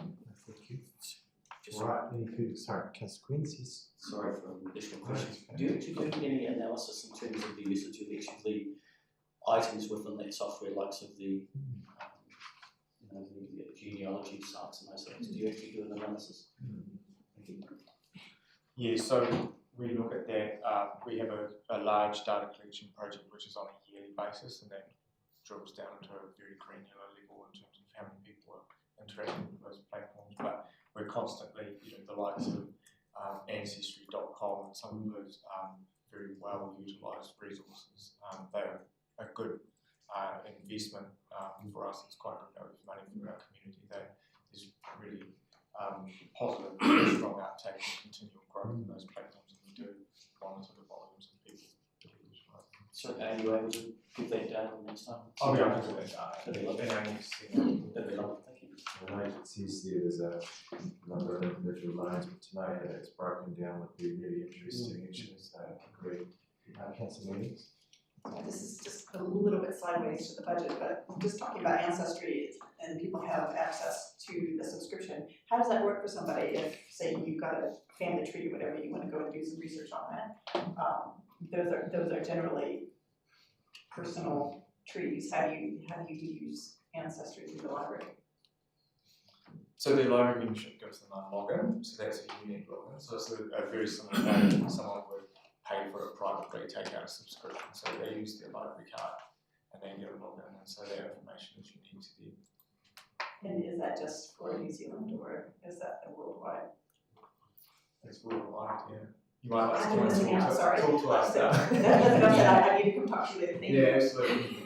Do you think a few of That's us really might, good value. a few of us might book ourselves into a session about what's on offer? That's really because expensive by yourself. it's a lot of great resources. Yeah, wonderful. Yeah, but we won't bog the detail down with educating ourselves now. We'll Sorry. do that later. No, good question. Councillor Redmond. Thank you, Mr. Mayor. So what services can be accessed remotely by people? I'm thinking of the banking industry, where bricks and mortar are less important. They've closed branches and things, and everything's done online as much as possible. Is that going to be a trend for libraries, that people will access your services remotely without necessarily coming in the door? There is a broad trend in public libraries that people are moving more to online platforms, including older populations as well. You know, this district obviously was an average age of 44, and us accommodating an older population. Book issues are regionally very, very strong in Waimakariri. We're a very book-driven network, and we will continue to be. But there is growth on those platforms, and it's really important that we continue to invest in and meet that community expectation as well. Absolutely. There's also been a change in the way that libraries have responded to that, in the way that they're connecting communities by having those physical spaces, those safe places where there's no difference between someone with money, without money, gender-based, all those sorts of things, where you can go to those safe places, that community commons, and have a number of programs which are not necessarily the programs you would have expected to get in a library, but are under huge demand, like digital literacy, which people want to come and actually go to a library. Knows more about the programs that we offer than I do. The puppet shows to the mothers reading times with their children, those sorts of things, which are challenging to do online and don't connect people socially if you were to do them online. So again, we report the numbers through CNR, but can do more in terms of reporting around the programs and the numbers of people and the different types of programs that we're getting in our libraries and the people that are walking through the door. You'll see it is just continuing to increase and increase and increase as our population increases. So there's actually demand for that online platform growing. There's equally demand for that physical space growing in our district as well. We always say library is more than books, so I would say that a lot of the work that we do is about empowering particularly our older communities to get to a place where they might be able to utilise our digital catalogue. So we do quite a lot in a class-based setting around digital capacity building and older people. So we have a whole class curriculum, and people come in and they sit down and they learn about how to transact safely online and use internet banking and apps and all those sort of things safely. And then with the goal that they arrive in a place where they're actually a lot more confident to engage with our services in the broader sense. Thank you. Mr. Fortune? Just a very functional question about the operations, say, of your dual libraries and service centres like Oxford and Collingwood. How do you allocate those costs? You've got a floor space which is shared, you've got the lights on, you've got printers running, you've got the staff. So just how do you apportion that? Does it go to different units, doesn't it? The operation of the service centres, and I think there is a transfer from there's always a lot of money how you do that, because you've got you're using lighting all of Oxford is pretty small in terms of footprint that it's actually being used. The power would be the same power whether they were there or not, because the light has to light the whole place. The service centre in Kaiapoi, there might be a little transfer between budgets because of that space, but similarly, it's such a small space that they take up that again the lights are going to be on for the whole entire. That's all across the health of the community and green. I think I don't know, Jeff, do you know if there's a transfer between very OCD, I love it. I'm obviously spending too much time in there. If there is, it would be very, very minor, because all the costs are costs that would have to be borne by the building operating, regardless of whether the service centre was there or not. Will you check? Yeah, I'm not sure about the lighting part of it, but a lot of the space in there is done on a square metre space when it's within the library, so it'll be transfers across to cover that sort of thing, but incidental stuff, shared spaces, it probably sits with the library. Maybe the bigger question is actually with our spaces and being extensions to these buildings for other uses, say museums and other services, then it gets slightly more involved, doesn't it, as to who the budgets come from for this. It does, and at the moment we've got budget for library extension for around €1, but the library, but we don't have for Kaiapoi and Oxford. So the service centre budget is in year 11, I think, at the moment. We've got library extension in an earlier year. And we still need to have conversations with council around museum provision, and we're doing work using better off funding at the moment to progress that and come back to council. But you're right, if you decide to join everything together, then you start to have more complex internal transfers between budgets for capital and operating expenditure. Thank you. Any questions? Amendments? Any more comments? I'll just make a very quick comment. Very pleased to see no one's challenged the levy to the Canterbury Museum. But apropos of that, can I just read out an article that you may have seen in the paper the other day? This is the Mayor of Christchurch speaking. I see money's put down for additions to the museum. Can any man in his senses say this is a necessity? Is not that institution already far in advance of anything in the colony, and is it not an expensive toy? That was written in 1875. So right. nothing. Not the present Mayor of Christchurch. I have been involved in conversations recently. I didn't recall that being raised. So nothing changes. Everything remains the same. Thank you for noting that. Can I just say that there are ongoing conversations happening around the museum, but it is an important regional resource which we are committed to. But look, in general, Luke, so I go to the library volunteer evening. I don't think a lot of us realise just how much volunteer hours go into the running of our libraries. Without the volunteers, we wouldn't have the success we do. We've got amazing staff like yourself and the rest of the team that do incredible work, augmented by the great skill that's there. But they're so much broader. With music, like one of our library staff, I went to a concert there a couple of calzones a couple of weeks ago, absolutely amazing.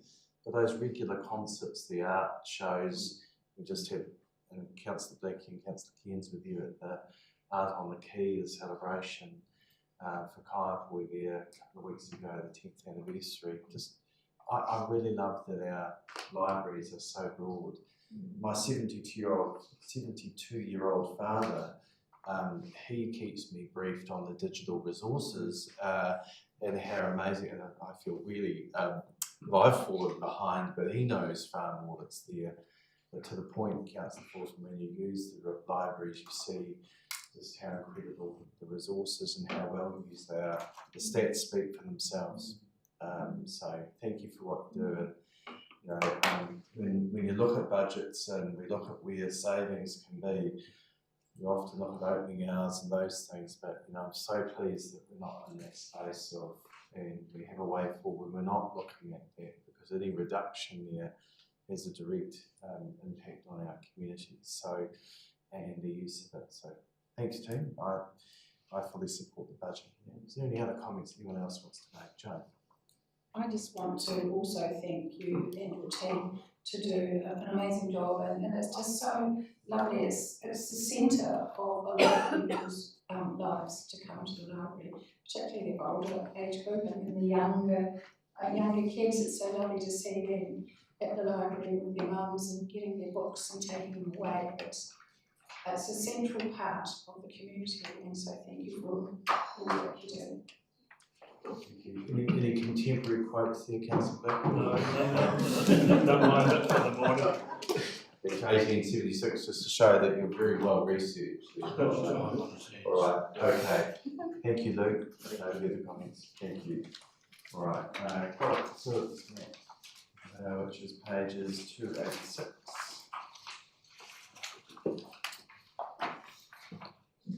I'll take it as read. I'm happy to take any questions. Right, questions? The summary was really good in there and there's no major changes there, so any questions? I don't think that's a reflection on what you do because we all know that our product facilities are highly regarded by all our residents, so that's the thing. Sorry, Mr. Mayor, I do have a question. You don't have to be sorry, it's okay. It says here on page 291, further development of leisure options at Kaiapoi. Now, can you explain what that actually means? Does that mean there's going to be an extra seated lift, or does it actually mean something to do with water or some better facilities for Kaiapoi, please? So the last, ahead of the long-term plan, we did some consultation with the public around what would be needed to meet the requirements of the community. And the three main things that were identified was hydrotherapy space, so deeper, warmer water for our more mature residents, as well as those recovering from injuries. As currently they're travelling right out of district to Burwood Hospital, I think is the nearest, or onto Kiwita. The other one that was identified was leisure space at Highland Aquatic Centre, and so that would be, we haven't done the work yet to drill down on what exactly that would look like. That would be in the future, nearer to the time, but that would be something along the lines of some pool space separate from the learn to swim area and the lane pool area where kids could play after lessons and parents could spend time with children, and those sorts of things, in the similar vein to what we have at Dudley. Thank you. Any further questions? Thanks, Matt. Great work. Pass it on to your team, thanks for all they're doing. It's a challenging environment for staff and everybody, so years of recruitment and that, so I appreciate all the stuff now, keeping our calls through our district. Thank you very much. All right, FISA, Community Development, is at page 307.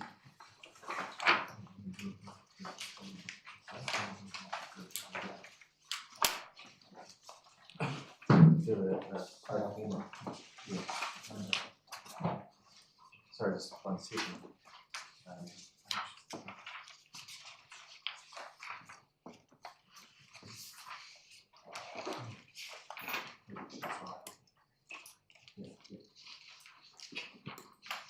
All right, sorry, Tessa. Thank you. I would like to take the commentary as read, noting that there are no significant changes over the long-term plan budget. Happy to take any questions. Thank you, Tessa.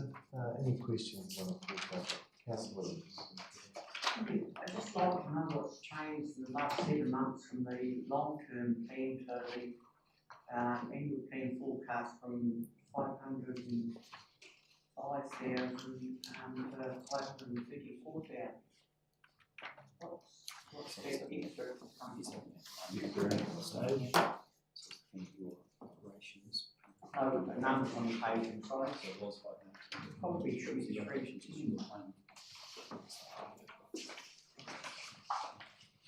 the operations is the staff and budget, so that's on page 310. Under the community development, the operations is the staff and budget for 2016, and the anticipated staffing increase was up to 519, and it's gone to 534, and it's a negotiated staff increase.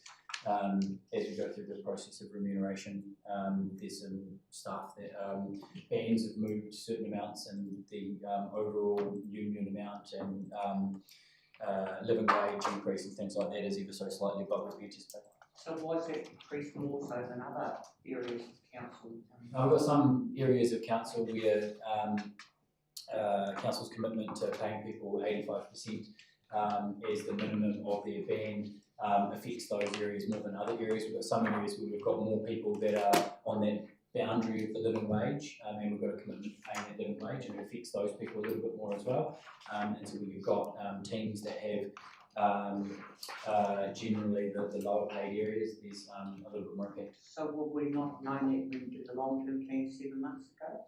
Oh, you can't anticipate what the living wage movement is going to be, and you also often can't anticipate what the banding movements are going to be. We get that information from strategic pay in March or April. We get it twice a year, but you can't always anticipate. So generally what we do is we have a percentage figure that's through all of the budgets, which is what we anticipate will be that percentage movement, and then we go through negotiations around what that figure is going to be, and you don't want one leading the other. So get it as good as we can, and sometimes it's not perfect. This area is subject to living wage, so living wage went up 9.9% last week. Couldn't anticipate that. Any other questions? Councillor Keynes. Thank you, Tessa and Chris. In terms of on page 308 with regard to being able to secure external funding of 267,000. Moving forward, do you see that in terms of the levels of service, do you see that that's going to be a real problem moving forward into the next years in regards to being able to have the same levels of staffing and the same levels of service with your team? So we do have 2 staff who are completely externally funded, and that's the Men's Task Force for Jobs role and the Welcoming Communities role. The Welcoming Communities role is currently for a fixed period, as is Men's Task Force for Jobs. That said, we've had feedback about the success of the local Men's Task Force for Jobs program and have had a significant increase in the number of outcomes that we're expected to deliver. That program is fairly secure at the moment, given the need across the country to address the non-education employment or training numbers. Our district's figures are reasonably high compared to the rest of the country.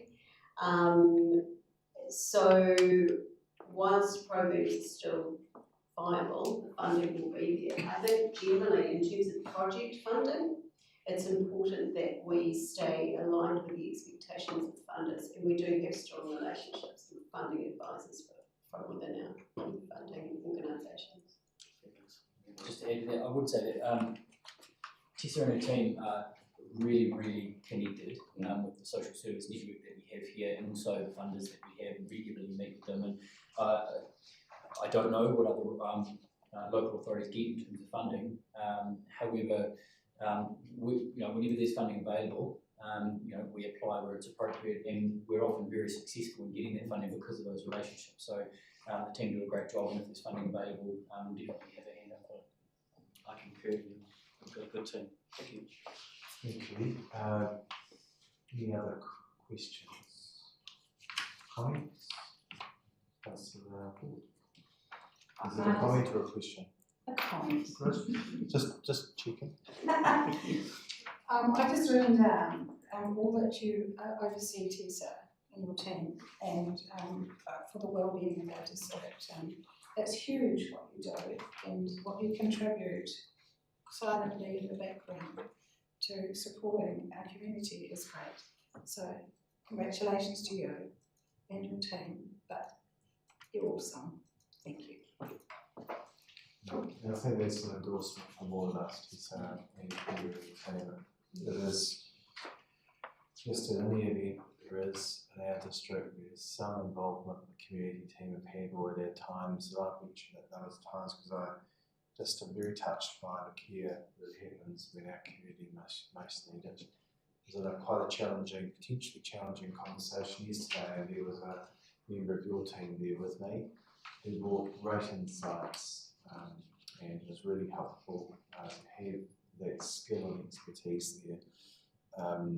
Yes, it will be a challenging time, an next period of time, it always has been. So, but the point of difference to this council is that we have a community team and that we have a community development model, and it's something I never want to see lost because I just know what difference it makes to this community.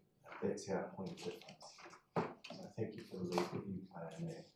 And I'm not hearing anyone suggesting otherwise, so I think your budget's safe. So thank you very much for what you do. Thank you. Right. Okay. Let's community development. Green space and community facilities.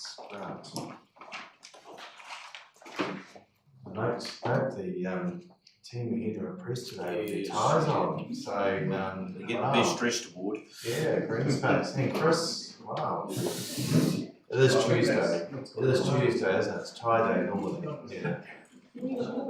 Justine was going to wear one, but she wanted to borrow this one. I said no. Simon said he's borrowed one for later for his budget, so I'm looking forward to seeing that.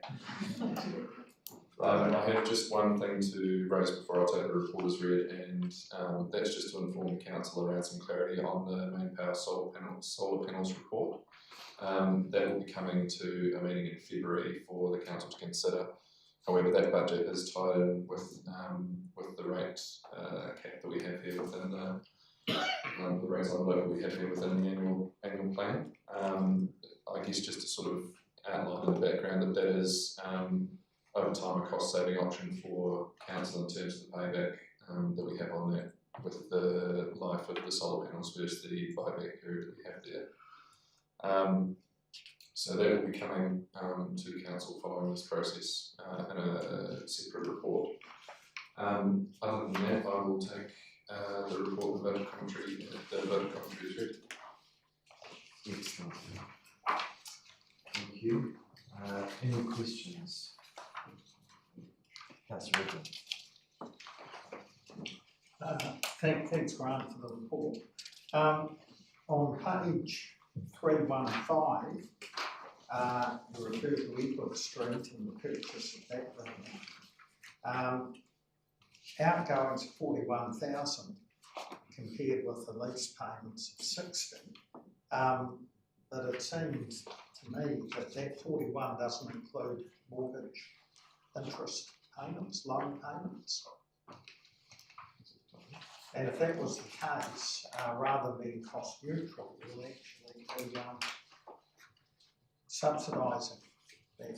So we shouldn't be subsidising, I can have a check of that, we shouldn't be subsidising anything that they're doing there. As you know, the agreement that we have is any outgoings are the responsibility of the current leaseholder to pay. That includes the loan repayment, but also principal over a period of about 35 years, so that at that time we can transfer the building over again. So I can check those numbers to just make sure they're absolutely accurate. At the moment, they are giving us those lease payments of $60,000 per annum. I'll just have a look at I can have a look again at that 41 hour. Maybe you could come back this afternoon. Yeah, no problem. Thank you. Thank you. Just to be clear, there is a one level of service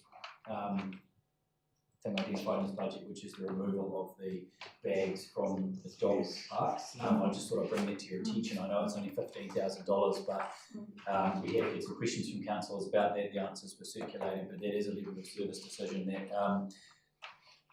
that $15,000 impact may be bigger than some of the other larger financial decisions that you make.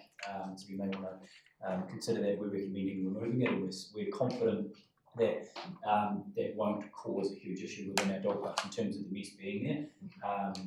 However, the cost versus the impact is something council may want to consider. I did note that earlier, in general, that there are things that have been taken out which may send the right message that we're looking to make a saving, or it might not. So it's a call for here. Is there anything else you wanted to cover? Thank you. Do you have a question, Councillor Mealings, followed by Williams? Just on that dog poo bag issue, I note that Councillor Kearns made comment after he asked the question about that perhaps $1 could be added to the registration fee for dog owners. As a dog owner, I would be happy to pay that.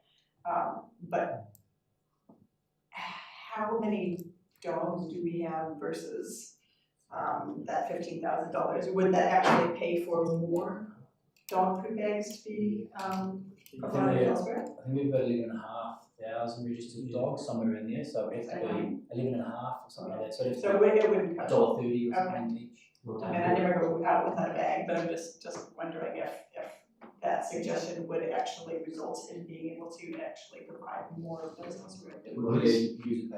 Let's test that. Does anyone following that suggestion want to see that whiteboarded for a further discussion? So there is appetite for that. We'll put it there and we can come back to that, right? So that's the.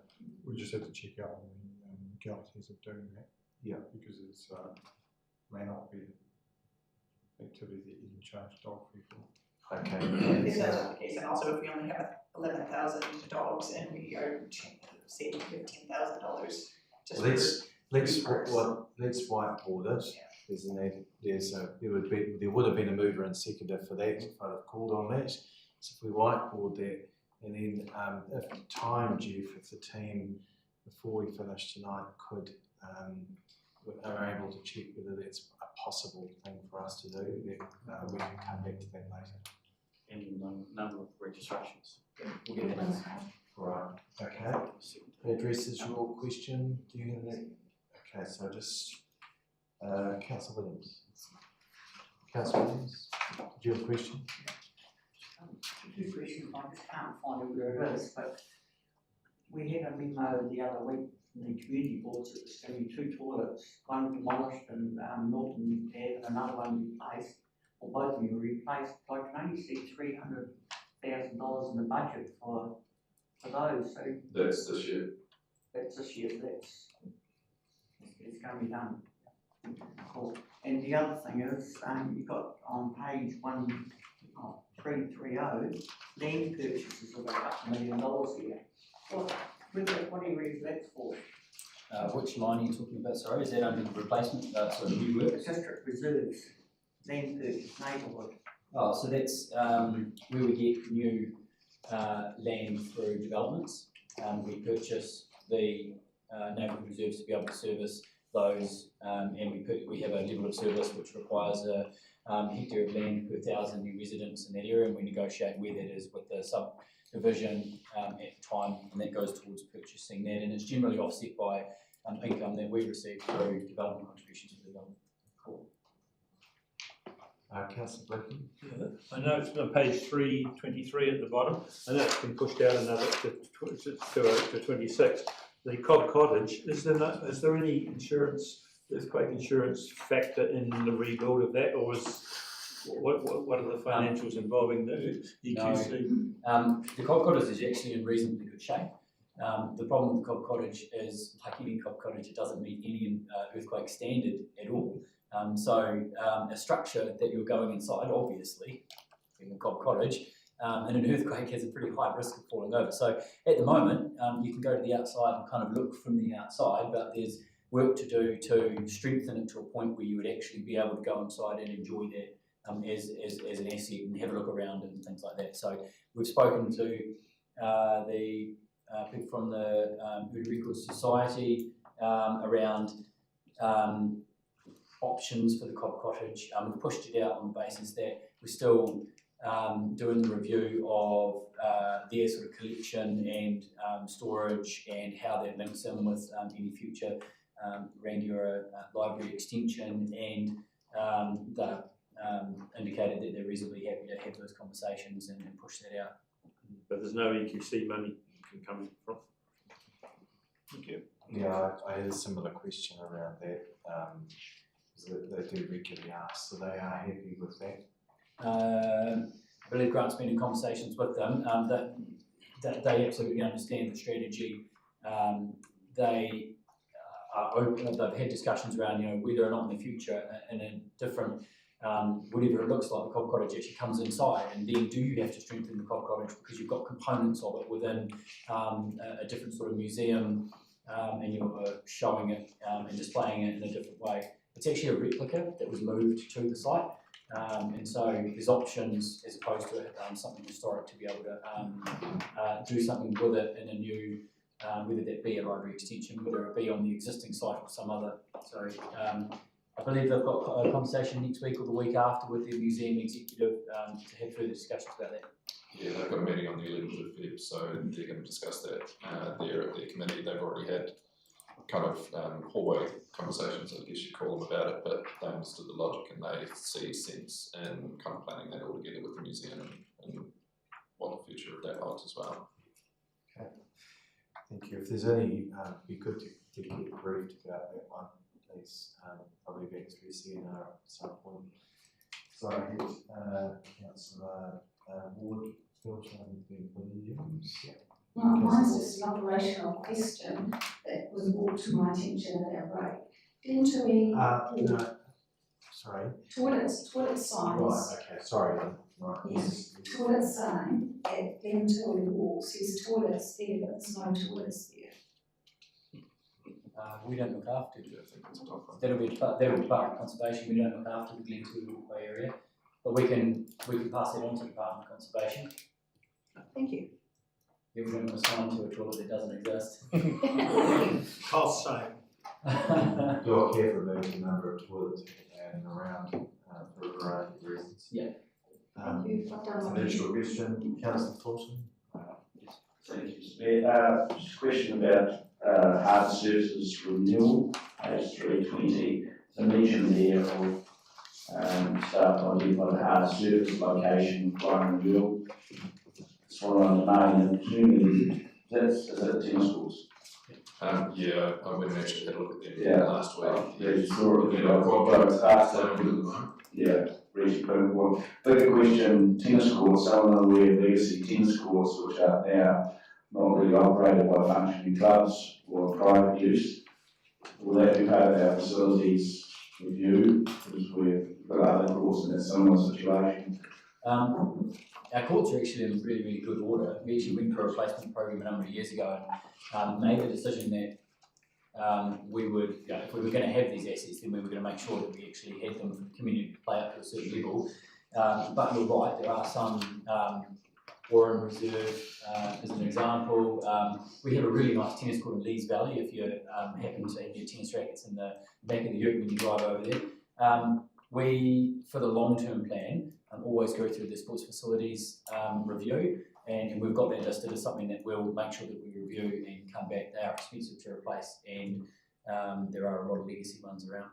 Just remind me, we do have an ongoing budget for, because that's where we fell down many years ago. We fell down because we didn't have an ongoing replacement budget. We have a replacement budget now where we go around and do repair and replacement of them, but there may be opportunities to consolidate based on other facilities that have now been established and where communities have grown and use patterns and things like that. So we'll come back as part of the sports facilities plan, long-term plan.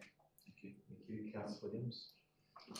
Just on page 335 and 337 on lake and stream maintenance, the weed not just plant control, is that spraying? Or is that where do we do the maintenance on it, or is that the spray? So you're looking at page 335. Weed and noxious plant control and litter and debris. So that's a Pegasus specific one, and so a lot of that we've got that beach. So the beaches at the bottom, which is under that, we do raking of the beaches and manual removal of the stuff which is on those beaches. So we don't do spraying there. There has been times where there's been some noxious weeds which have grown around the outside of Pegasus Lake, like crack willow and things like that, that we have cut and used vigilant gel as a gel to apply to the cut stump, but not sprayed. And then the other one is the weed and stream maintenance. You've got the on page 337.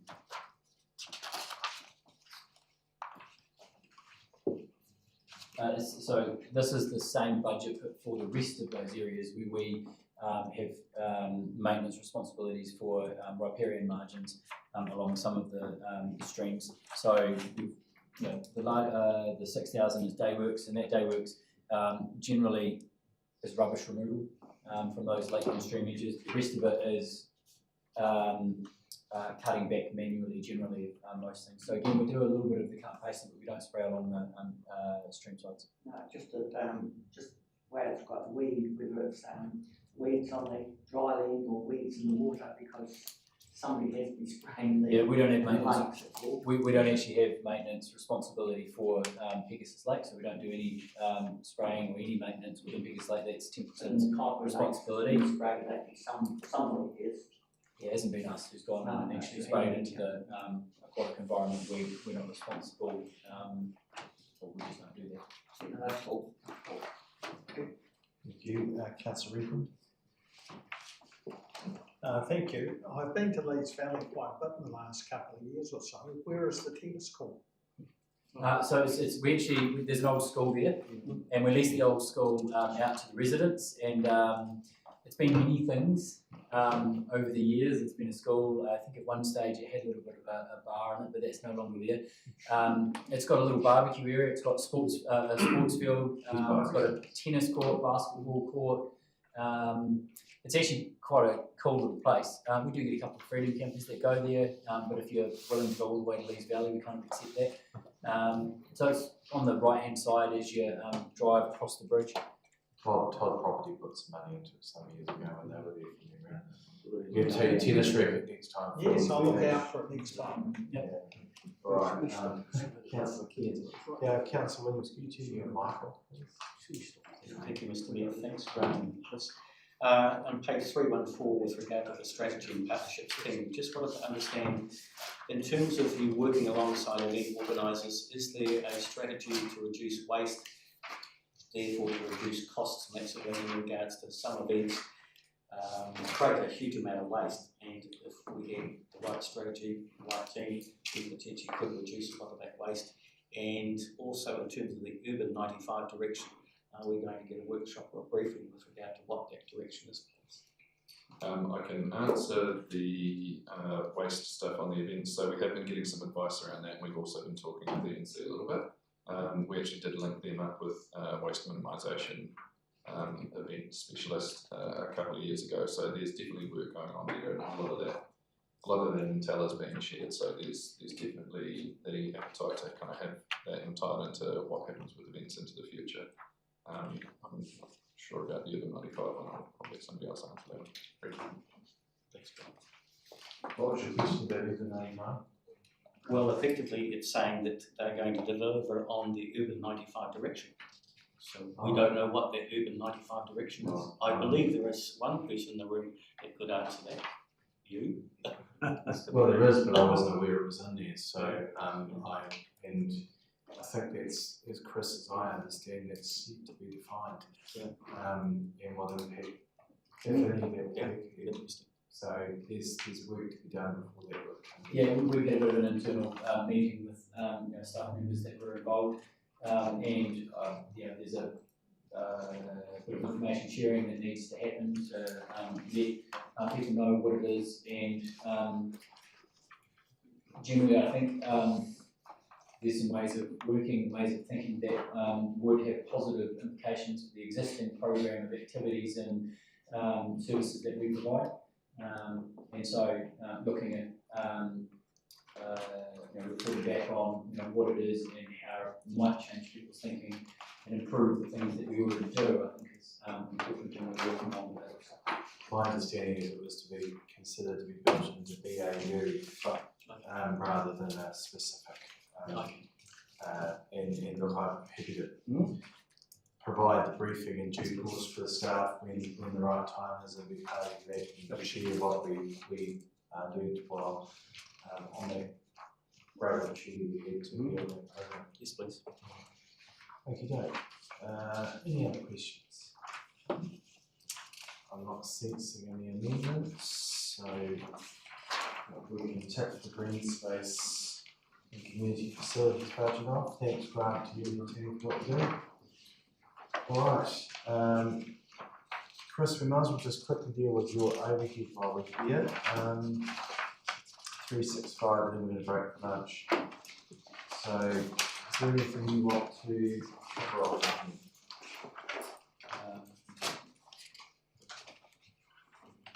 No, not particularly. There's no significant change. There's been changes because of the strategic and special projects team, but overall the impact is All right. Sorry, Councillor Redmond, did you have a question as well? No, Councillor Redmond. Just one question I missed asking earlier on page 351. We have some council facilities with expenses itemised, such as the Regular War Memorial Hall. I couldn't find anywhere where we're getting any rental from there. I'm not aware that any fee waivers have been sought. So what is the status of the tenants of that building? So you note that all of the budgets that you were looking at are operating expenditure as opposed to income. So that just identifies all of the things, all the money going out. And then there's a different place in the building budget which identifies all the money that actually comes in income lines. So it's a slightly different area. Operating on 3.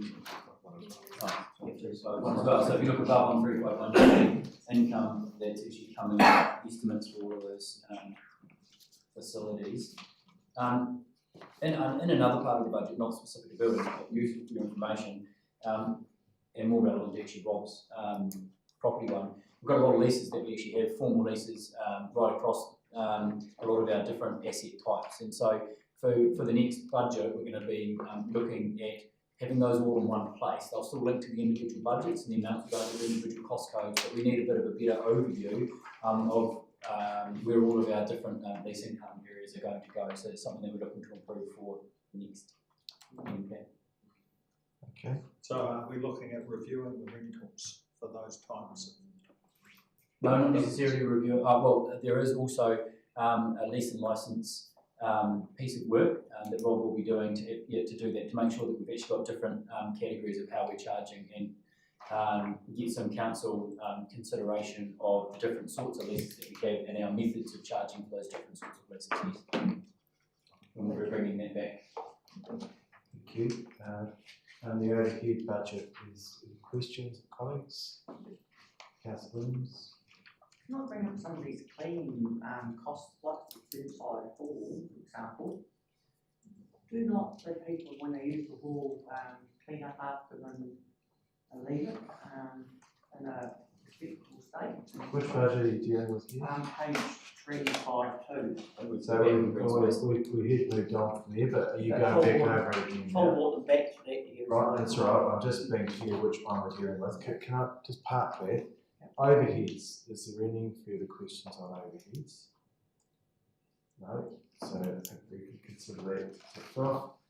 352, and there's so we have cleaning budgets in all of the different buildings, and we absolutely expect that when people will go in, they will clean as much as they possibly can. But if you're going in and hiring a facility, as an example, to play badminton inside that facility, you're not going to expect someone to get out the floor washing machine after they've been there and washed the entire floor, wooden floor. That's something that we're going to have to get an expert to come in and do.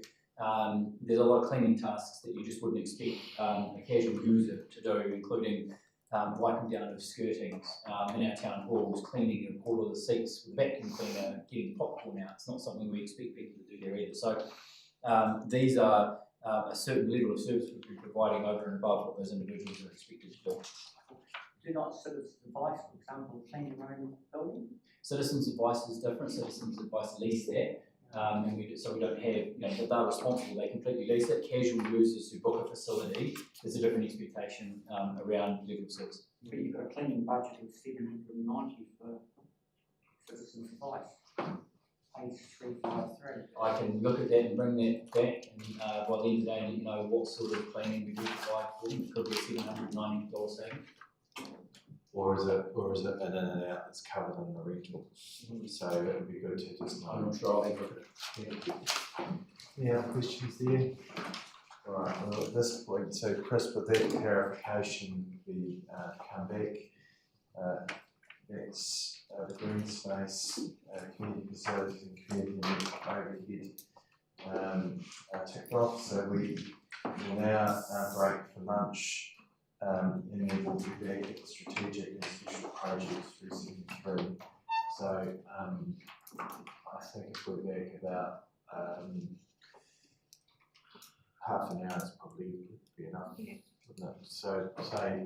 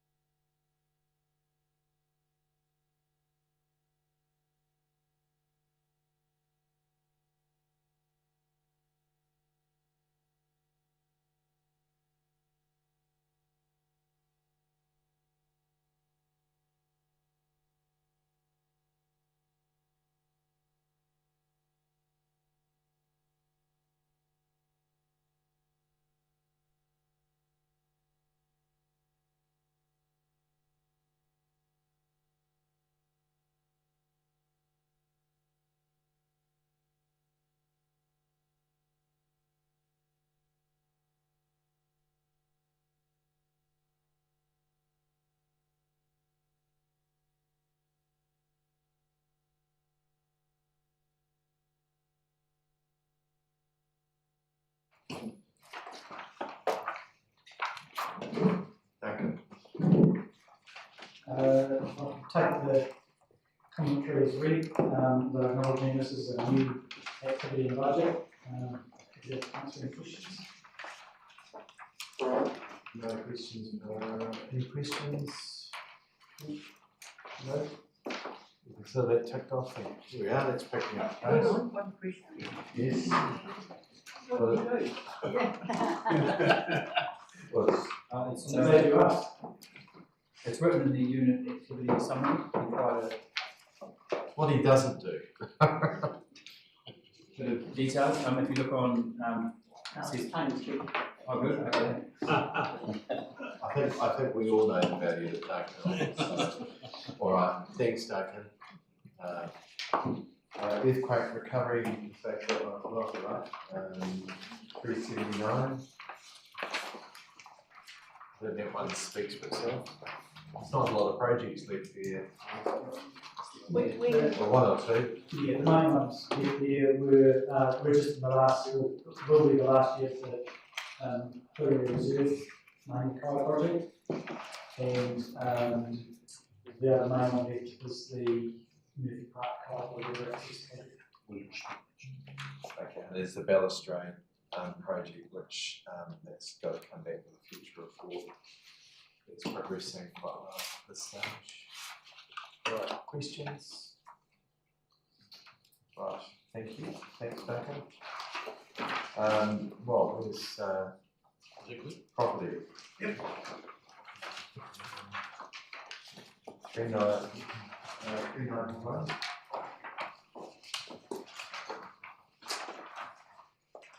Mr. Mayor and Councillors, I will also take this commentary as read and open for questions. Okay, any questions? Well, we've got a very good property portfolio. We can very well lead, I think.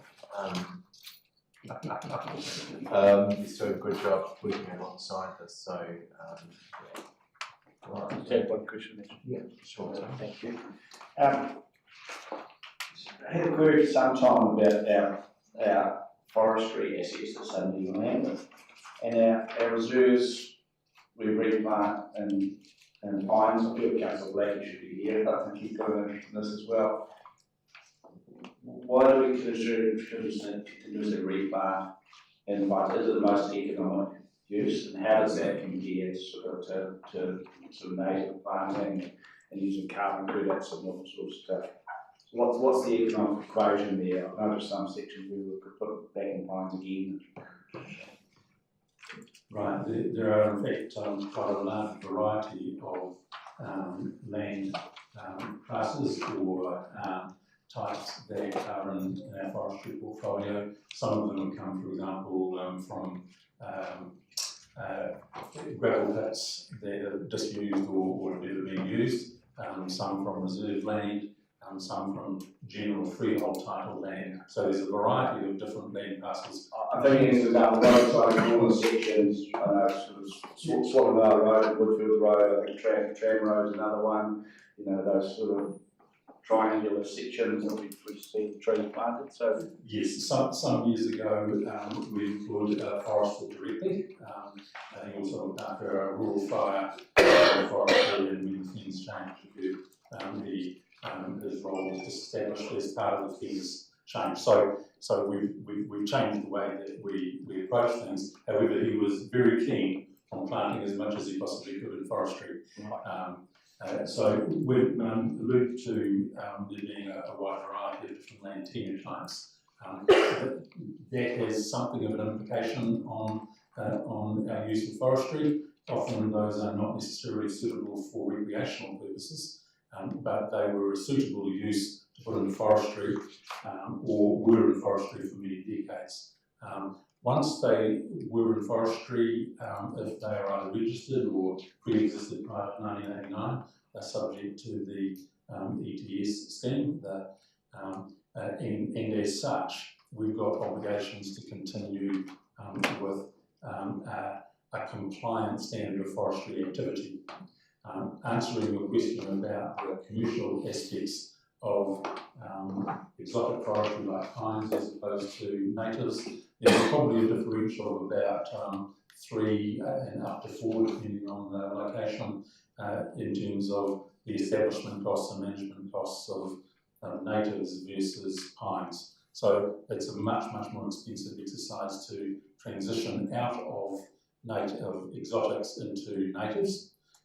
And on top of that, it's actually quite difficult to achieve the standard in terms of the emissions trading scheme growth and scale and size with many natives. It's possible, but it's a lot more challenging. So generally the economics favour the pines in most locations, but there is an ongoing review that we need to tackle over the coming years to look at a lot of our forestry blocks. Some of them are quite small, and as such, the economics around those, especially with more recent costs around health and safety, around power lines on road frontages and the like, those are all contributing to making some of those blocks quite marginal. But as I say, we've also got this tension of an emissions trading scheme commitment that's quite draconian if we walked away from it.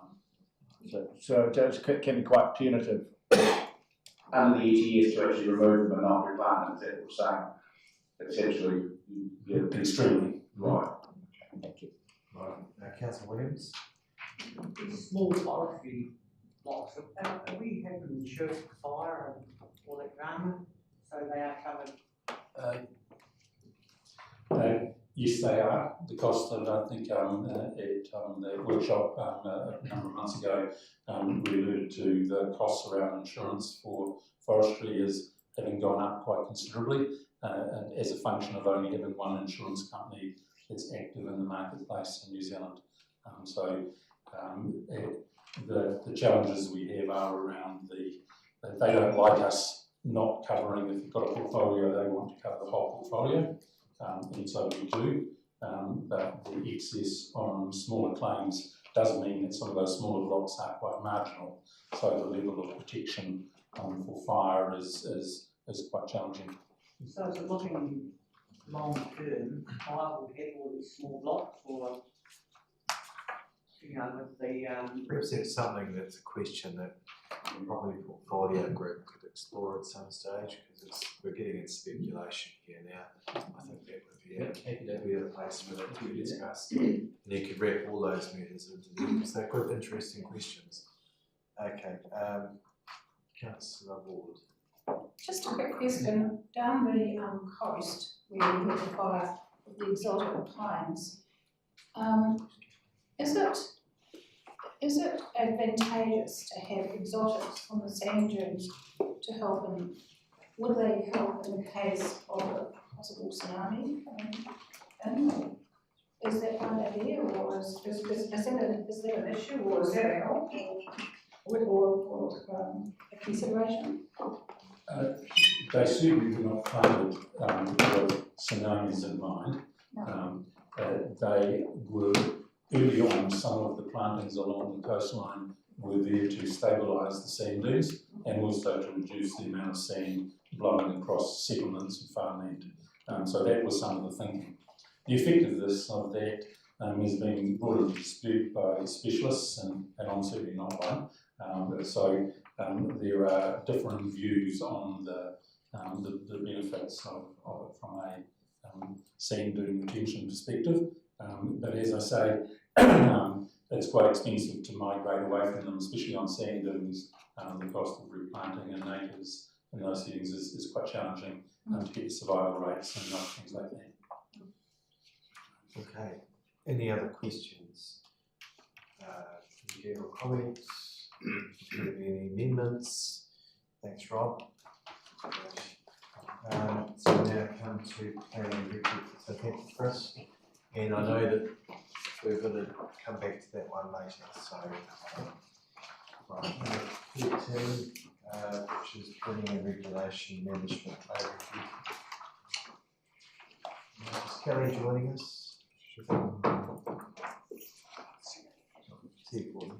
You are you're doing a swap out. Well, actually, we need Kelly here for the two of you. I think you can come forward, we can manage that. She can come up for overhead, so let's do with plan implementation unit, so we need this, so it's page 425. Can a message go through to our other staff to be on standby?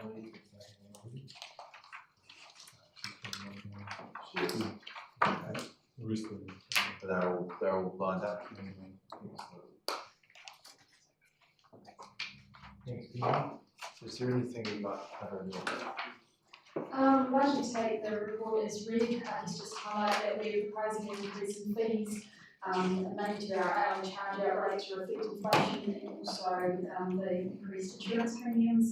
The new fees will be similar to other Canterbury councils, and we will have a new fee for finished water certificates. Any questions?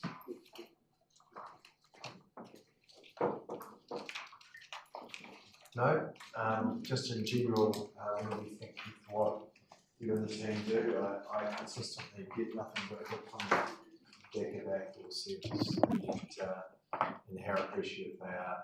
It's not no reflection on anyone under, but it's the level I hear back, and certainly appreciate what the team do. It's a very difficult job that they have, that you all have. So thank you for what you do. Thank you. So just Kelly, we're already started. We've just finished the plan implementation unit. That's Wendy's budget. DPU, Matt. Thank you. Excellent. Good afternoon, everyone. Happy to take report as read and answer any questions.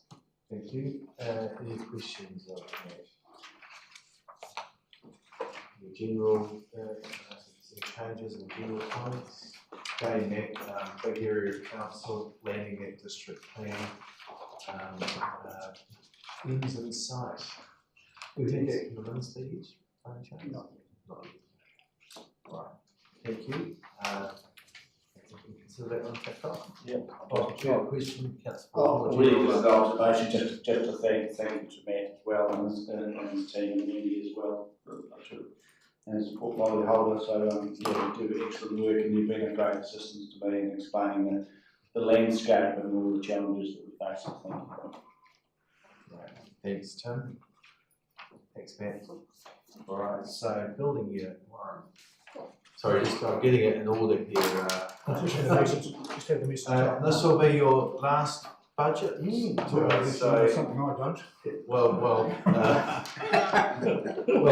I was hoping that you might change your mind, but I'm actually very pleased to a degree, just to say our thanks to you. I know you'll be the appropriate place to do that. Huge leadership here at this council, and you will be missed. And also keeping up with you with shares. Please don't have that much competition. Although others seem to be following on, Billy. There's a trend growth here, but no one will ever be as with you, Warren. In all seriousness, have done a great job on this council. Appreciate all your work. Is there anything you'd like to cover off in your budget? I think it's probably been covered off, which is the big issue for us is just covering off the insurance, really. Which we've increased the fees by 3% to cover the cost of that. But really everything else is pretty much standard business. Yeah, not a lot of it. Thank you. Any questions? Any amendments? General comments? Thank you very much, Warren. Sorry, did you have something on to say? What was it header for? When you mentioned general comment, I was just wondering how this government with this small house section is going to affect this council much on the building side of it. Is there a comment? Comment is I have no idea. We haven't seen it though. But there's a ton of the stuff gets built without consent now anyway. We just trip over it simply because neighbours let us know. You go anywhere in the rural sector, you can look for a sky dish or something like that, or it's known when your windows in a barn, gives you a fair idea what's going on. But yeah, it's going to turn up and could get looser, but we don't know, and we won't know until around about July, between July and November. This year we'll start to get a bit of a feel for what's going on, but by then I'll be an interested observer. quite amused at the. Or we could bring you back to your trick. Another great role. Thanks, any other, thanks, Warren. Okay. Appreciate that. Environmental services, Paul. You're right. Thank you. Yeah. Just before technical commentary is read, with the costs of after hours services, that reflects on some of the decisions made with the budgeting. We put up fees across all functions. Could you use your mic, please? Sorry. We put up fees by 10% across all functions, and some of that is based on the fact we had 5,000 service requests in the last calendar year, and because we're a reactive model, we have to react to that particular situation. And I always get asked this question, so actually, as of 12:30 today, we have 14,271 dogs. So how many? 14,271. So I always get asked How many that. classified as weekly dogs? Approximately 3,000. That's approximately 3,000. Okay. So it's 14,000. 271. Thank you. And while we look at the budget. The budget, definitely, but we've had more registered dogs since then. Right, growing your council. Let's say that there's more dogs per head of population. No, just it's quite a high dog ownership in this district. Just like compared to some other areas. 4 humans to 1 dog. Yeah. The city's about 11 humans to 1 dog. Oh, we're a dog loving area. I'm certainly a dog lover. All right, any other comments there? No, other comments and any questions. Thank you. Any questions or comments? Any general comments anyone would like to pass? I think just come back to that. Might get through everything first, then we'll come back to that. That's right, before we finish, because that could be a bit of discussion. All right, thanks, Billy. I appreciate all of you and the team too. I know it's very difficult for your council to certainly get the most feedback, but it's not the most feedback, but it's anywhere where you're in a regulatory environment, it's never easy. But you deal with it very professionally and do us a good job. So thank you very much.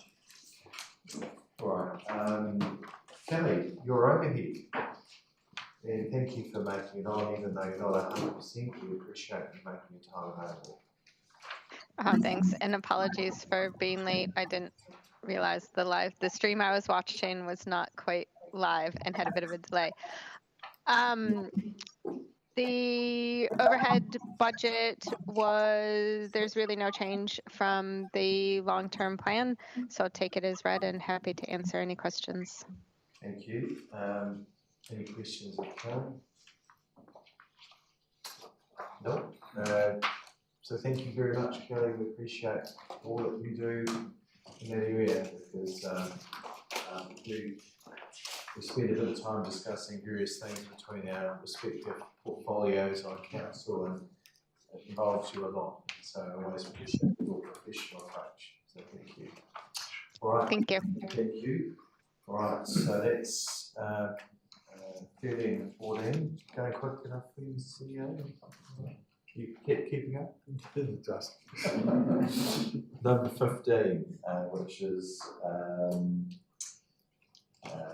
strategy engagement and public development, 477. So Simon, is he for us? Sent him a Teams message, so I think he's on. That's right. Well, why don't we deal with... and I'm not on your list, so I don't know whether that's a sign. Yes, you are. Number 4, page 417. Which page is that? 417. 477. Yeah, there's strategy and business unit. Yeah. It's all good. Oh, your name is searched. No, your name is on there. Am I there? Yeah, I wasn't really. Do you wish to speak to that? No, I'll take it to board as read. So you take it as read. Questions? Busy area of council with all the respective consultations and everything else that's thrown at us at times. So I know the team work very hard in your area, and it is appreciated. And I'd like to especially acknowledge Sylvia, who's here, and other members, and Helene, and all the team. It's rather when you start mentioning people, you realise who you've missed out. But I'm very grateful for all that's done, and also working with us as elected members to get our opinions and get all that together. It's not easy with the deadlines we have, so it is very much appreciated. And I think the quality of writing and the material that's put together is really, really good. Some of the best I've seen. So it's very rare when things come by me that I make changes because it's at such a good standard. So Thank you. I'll pass it up to the team. They'll be very appreciative. what's that, sorry? I'll pass it on to the team. They'll be very appreciative.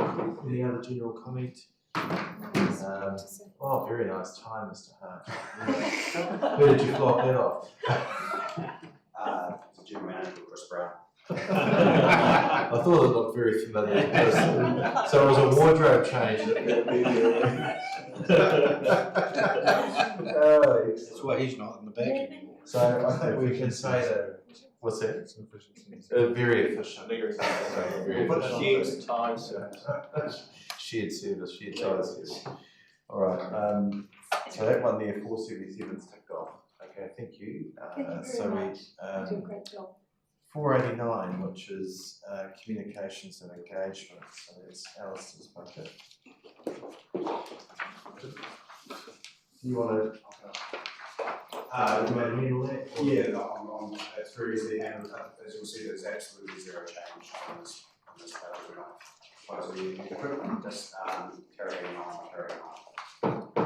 Alistair's read the room on that one. Yeah. All right. Any questions? Comment? Comment you made? Yes. I just think we're very blessed to have a tremendous team, and a team that's doing a lot in-house, saving us opting out to taking it out and costing us a lot more. We're very talented, and very thorough, and we're very blessed to have, once again, another great arm of the team that support us. So thank you, Alistair and his team, very much. We appreciate what they do. Here he comes, yeah. We don't need to repeat it. Too late. He can listen into the audio. Join the table, Ella, if you like. We're just about to tick your budget off. But now you're here, we might go line by line. We're just singing your praises. You and the team, and it is, like Doris Jones remarks, a very highly skilled team that give a lot of support to the council in more ways than people realise. And it is appreciated. It really impressed what you've done building the internal capability as well. So there's a lot less, as Joan was mentioning, doesn't have to go out, it's outsourced. So built a good team girl, so well done. You're not bad either, you know. Just, all right. It's been minuted. Do you need it for your performance review? Yeah. When you do go out, you can swap the tyres and come back in. I understand that's part of it, right? Okay, anything else on comms? No, just thanks. Thank you very much. All right, so we now come to civil defence, 487. Thank you. Is Brendan going to join us? Will you carry on? Currently just in the training, but as you'll see, the only significant change to this budget has really been the amalgamation of a series of budgets for the digital radio upgrade. It doesn't actually result in huge numbers, it's just we're accumulating some of the money from a series of budgets to go in a different direction with that radio upgrade. But I have to take any questions. Thank you. Sorry, on page 502, there's Lees Valley and the Mount Grey. Just remind me, is that going to come back to us about that at some stage? They're not sitting in there now, and I understand there may be a reason for that, but is that to come back at some point? Lees Valley and so page, we're at proposed annual plan. Oh, it is an annual plan, so it is the work in there. So those, sorry, I was misreading that. Those works, I just want to make sure there is my question was, Compass FM have talked about their own resilience. Is that to meet that? Yes, so we're waiting on a bit of advice as to the costs associated. There's some technical advice we're waiting on from some engineers. Just having a look at that number. What page were you on? So page 502. It's got the repeater upgrades, it's a digital radio upgrade, Lees Valley radio repeater, and the repair to Mount Grey radio repeater.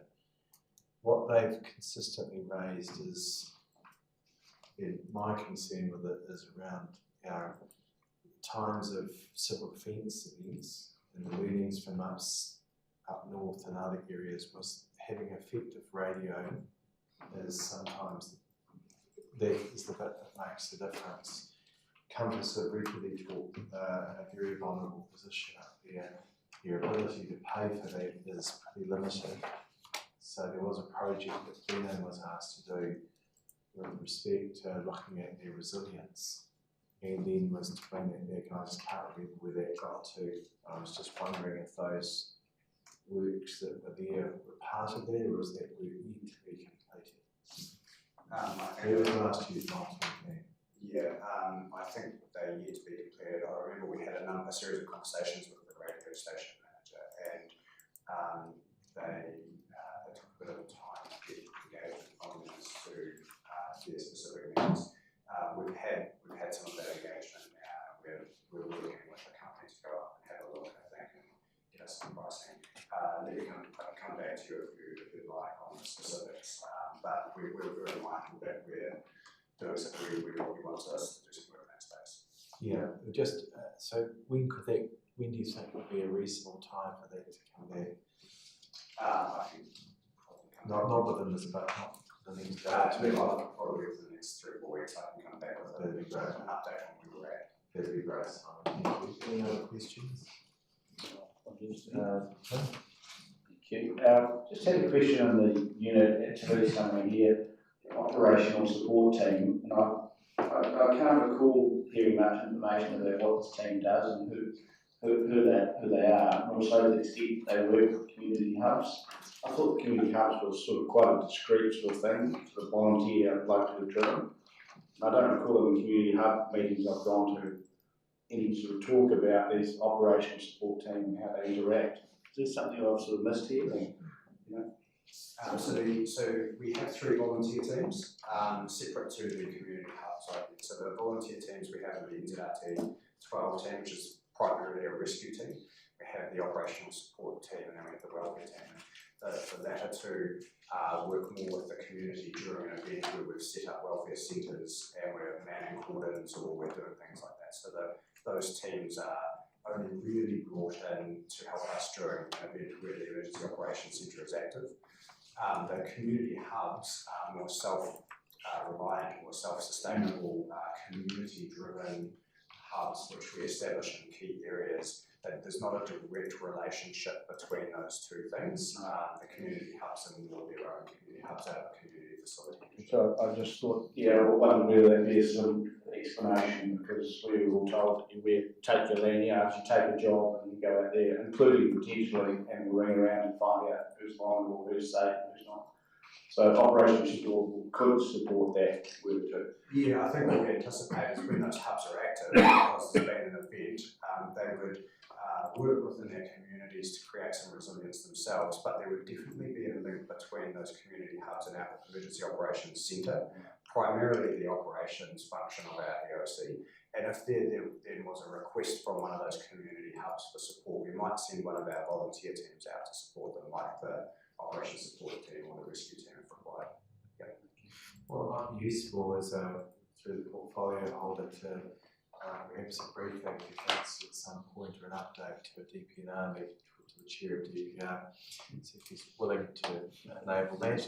On that very matter, it would be useful just to what's the uptake been like, and how's that going, how's it rolling out, and operationally how that would work. I think that would be a good thing if you two, Jason and Tim, can collaborate with civil defence and so on. Just worthy of note, we are at the end of a review of our civil defence arrangements as well as noted there. So that we anticipate that review will provide us with some feedback on all of those structures and systems and how we might be able to improve those. So when we've received that formally, we'll come back to council and provide an update on that as well. Okay. Excellent. All right. Are they new, Simon? It's a recent thing too. I may be aging a little bit. I was just going to say, it's a very distinguished look. And we don't really don't need the support. All right, I don't think there's anything else under your unit, your team. Thanks, Simon, appreciate that. And we made some comments generally about your team before, but just really appreciative of the support that we can do. Thank you. Right, okay, thank you. 16, we're actually now finance names, so it's Greg and Paul.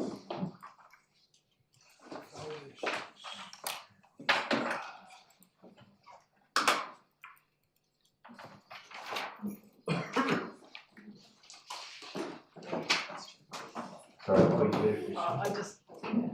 What was your question, Nikki? Well, I was just looking at page 499, where, just with regard to civil defence, that there's currently a review happening, which is supposed to be done by the end of January, but that there's no new funding to support that review or any resulting actions. Have we finished the review? No. Or is there new funding? Hold What on. were the recommendations? Perhaps you might just want to use your microphone and ask that question. Sorry, Simon. I'm so sorry, Simon. I hear you are sorry. So just hold on one moment, team. I was looking there, sort of formulating a question, and went, so just on page 499 on your paper or 525 in diligent, the last sentence or last paragraph, it's talking about the review that's the undertaking that we just talked about. But it also says that the recommendations from the review are due to be received by the end of January. Has that been received? And at which time we'll consider the appropriate follow-on responses, but there's no new funding in that budget to support that review or any resulting actions. Has the review come to an end? And are there any actions which we should be considering in this budget? Have we just glossed over that and moved on? Because civil defence is kind of important. It's an excellent question. So at the time of the formulation of this budget, we hadn't received any recommendations, so there was no basis from which to add any additional funding into the budgets. We have received a draft of the report, but we've gone back with some questions of clarification and in relation to some things that may or may not have an effect on budget. So it would be difficult for us at this time to be genuine in asking for any further budget. What the process is from here is we want to get a finalised report from them. We're due to get that just before Waitangi weekend. And then the Chief Executive and myself will have a look over that report. If we felt there were any funding and permanent implications of that, we would have a chat with yourselves through the rest of the annual planning process about whether you think it's appropriate to have additional funding in there. But I don't anticipate that we will be coming back at this point. I don't anticipate we'll be coming back asking for any significant funding. So if there was that requirement, there's the ability of a staff report to come as a submission to the annual plan if needed. And I assume, Simon, as part of that, there'll be a briefing to council at some point on, when appropriate, what those findings, what general, what implications there might or might not be as a result of that. Absolutely, we'll provide the report to councillors. It should be available in February. And time for a staff submission should be required. Okay. Yeah, thank you. The report might not be, we'll leave that to the Chief Executive and the manager to determine the next steps, but yeah, it'll come to us in due, we'll keep briefed in due course. Thank you. Yeah, I just saw the timing listed there. Yep. Happy for having it. Okay, thank you. Thanks, Simon. Any other questions of Simon? Thank you, Simon. All right, now the fun stuff. Finance and A. This is the line by line stuff, guys. Make sure the numbers add up. Yeah. All right. Yes, Paul. The report is largely as proposed in the LPP. Thank you. Any questions of Paul?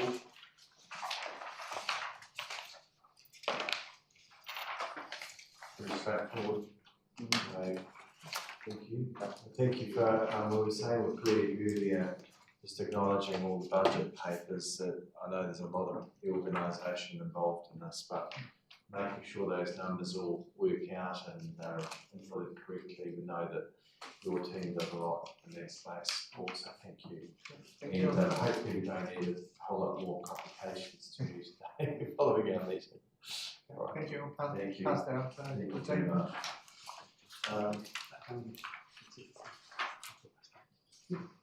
Right, and customer services, Marie. Thank you.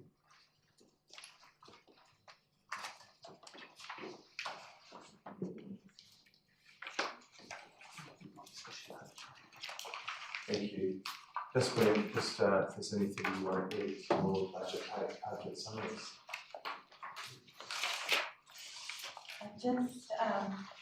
Just mention, Greg had in his opening comments talked about having the council discount for early payment this year. So my budget is one that will have the resolution to do that. And the only other thing was quite minor, a fee increases. I can sneak that in. Certificate of title searches, Lynn's is increasing their fee by $2. So if we do certificate of title searches for building consents normally, so if we could just change our fee from $15 to $17, and I'll add that to the schedule. Thank you. And just we've already resolved pro forma that previously, if you wanted to make change to it around the discount rates, it would require an amendment. At this point, your team will be the one that's dealing with that, Marie, as it comes in. We understood from Greg's remarks, research, there's only a couple of councils in the country that appear to be doing that, so we're on a bit of an outside in that regard. It's a cost of almost a couple $100,000 a year to do so. So, would you anticipate that being a big issue to have to deal with people as they're coming in to pay their rates? I'm sure some people will be disappointed about it, but like you mentioned, I think we got 16 replies when we asked around, and 14 didn't offer a discount. And one of the ones that did offer a discount was really surprised at how few others still did. So I think there's a few thousand rates assessments get the discount, but out of a total of 30,000, it's a really small proportion. The best piece of advice you gave me when I became a rate payer is do an automated payment, which I do, and never miss. Would most be on that these days? Henry would do an upfront payment. Increasing amount on direct debit. A lot still pay through internet banking. Minority come in and pay at the counter, but some still do, and some still pay in cash. So definitely moving towards direct debit. So would that be the largest share would be direct debit, do you think? The largest share would probably be, transaction-wise, yes, because people are paying weekly, fortnightly, monthly, but number of rate payers probably is internet banking still. Thank you. Questions? Deputy Mayor. Just Greg, and it's immaterial to the overall budget, I suppose, but you were talking earlier, I'm sure, back here at 195,000, yet I see removed from Marie's budget is only 190,000. Were you talking 195? I can't. The figure I had in there was 195. Was in the budget. Just your budget I says just upped it up a little bit because I thought it would increase. Okay, so this is the true figure, 190, which is the true one, 190. Yes, that was a discount allowed this year. Okay, excellent. Okay, any other questions? Phil, Councillor Thank you, Mr. Mayor.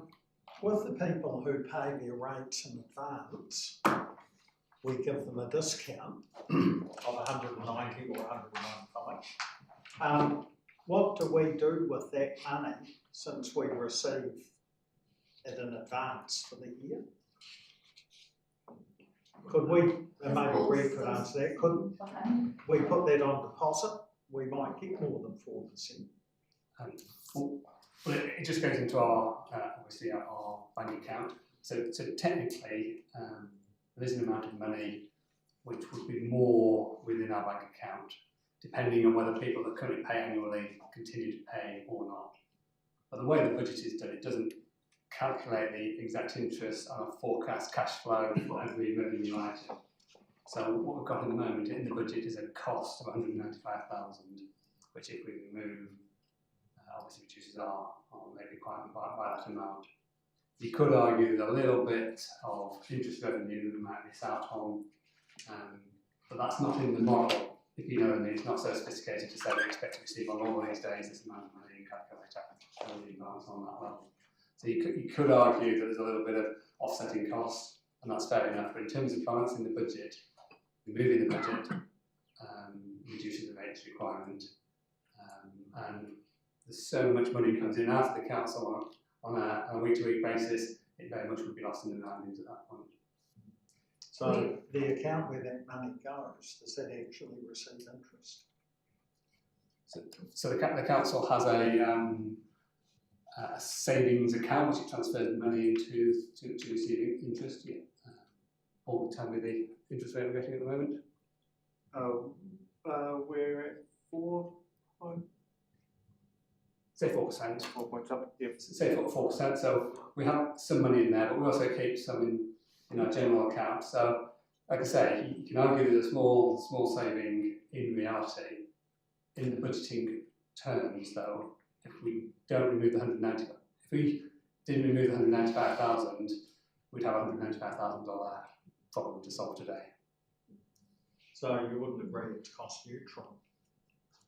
Oh, definitely not cost neutral, because we get that money in, but we don't get it for the full year because people are paying their rates weekly, monthly, quarterly, etc. So people pay their rates in all sorts of different ways. Well, we don't get it on the first of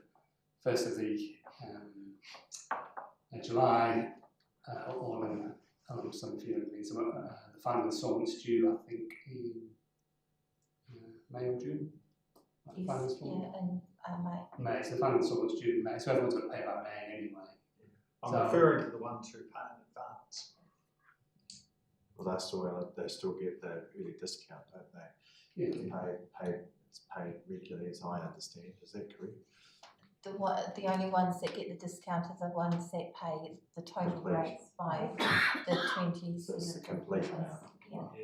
But we also, our arrangement with Environment Canterbury is that we pay them as we collect the rates. So the amount of their rates that are paid in advance, we pay to them. So yeah, that share is going out straight away as well. Well, I guess my question is, how much are we actually losing or costing if we do away with the early repayment discount? So depending on our day-to-day cash management, which we're not forecasting with day-to-day cash management, you could argue there's an offsetting interest amount, which could be arguably theoretically half the amount I'm talking about. But in terms of our budget, we're not managing to a target of X dollars in the bank account every single day to achieve a certain position. So to balance up the budget, the $195,000 just comes out as a line. Our general cash flows, all our debtors and creditors, all the receipts of economic contributions, all those big lump sums that go in and out, the day-to-day cash management will happen. And what I'm saying is, yeah, you can argue there's a little impact, but we wouldn't make a budget adjustment for that little impact because there's so much money going in and out. So in a very pure theoretical world, you're making a fair point. In my practical world of trying to solve your budget problem, I'm giving you an option. Okay, thank you. And I'm not sensing there's an appetite to change what's being proposed. Is that correct? Councillor Kinsey, you have a question? Thank you, Mr. Mealy. So I do have a question for you. In regards to the cost of postage, do you offer incentives to get people off us having to pay for postage. And do you imagine that we're going to be able to remove that budget item or that cost to council at some stage where everybody does their business online in regards to paying of rates and getting their rates demand online? We don't offer incentives to people other than trying to persuade them that it's best for all of us if they do go to an online payment. We're really reliant on people making their choice and moving to electronic payment themselves. We certainly try to encourage and persuade and put the message out there. And we've got new ratepayers coming in. We try to sign them up for direct debit and email delivery of rates. But it's we're chipping away at it. I think we've got about 25% now, and it just every instalment it increases. If people get caught for late payment, we try to encourage them again to sign up for electronic payment. Thank you. When our new Datascape system goes live, there'll be a customer portal in there, and we'll do some publicity then around the benefits of being able to do self-service online. So I'm hoping that will make a shift in people's thinking around that. Good. Right, thank you. And I know just how much Marie and the team do in that space. I get a few that come through various times, and they really work very hard to turn it around bespoke arrangements as best as possible to help people get themselves sorted. It happens in a difficult time, and it's the caring aspect and the understanding that shown. So I just want to pass on our thanks to you and your team for what you do, because it's not easy at times, and you're dealing with people at particularly stressful times. So the best thing they can do is talk to us. The longer they leave it and don't deal with it, it compounds and becomes a bigger issue. So it's really good. I know the work you do is excellent. It really is. All right. Any other questions? Do you want to turn your mic off there? All right. No changes. Any general comments?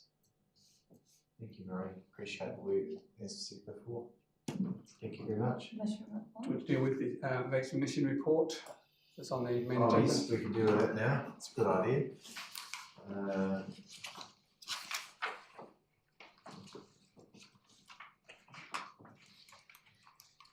That's item 4.4.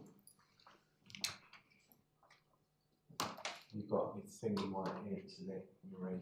Should I speak? I think we covered off a lot of the detail in the workshop before Christmas, and following that I sent out a draft of post policy. So if there were any other questions that had come up, happy to answer those. Thank you. Councillor Newlands. Thank you. I'm just on page 159 diligent. We're all on diligence. Where it says, for the purpose of this definition, vacant land and vacant premises offered for intended use or habitation by person other than the owner are usually defined as used. And for the avoidance of doubt, a reading unit that has a single use or occupation is treated as having one separately used or inhabited part. So if we're using that description just there, saying vacant land and vacant premises, does that definition catch self-contained, say, tiny homes parked on Lifestyle Walk if they're connected, or if they're not connected to services? And how do we? Yes. Does that? They would. Yes. Okay, and they would if we knew about them. Yeah, I was going to say, how does that even come into the net? I guess. Because there needs to be a reason for it to come into, I guess, under our radar, because if there's no building consents, no application for services, often curbside bins, we might pick up on them, but often we don't know. Yeah, that's the first time I've ever seen vacant land described in this, discussion. It's always been a granny flat or a building, so, yeah. That's under the definition of a separately used and inhabited part of a property. Under this remission policy, vacant land wouldn't be considered, and if it's not on the rating roll, then we're not going to be picking it up under the rates remission either.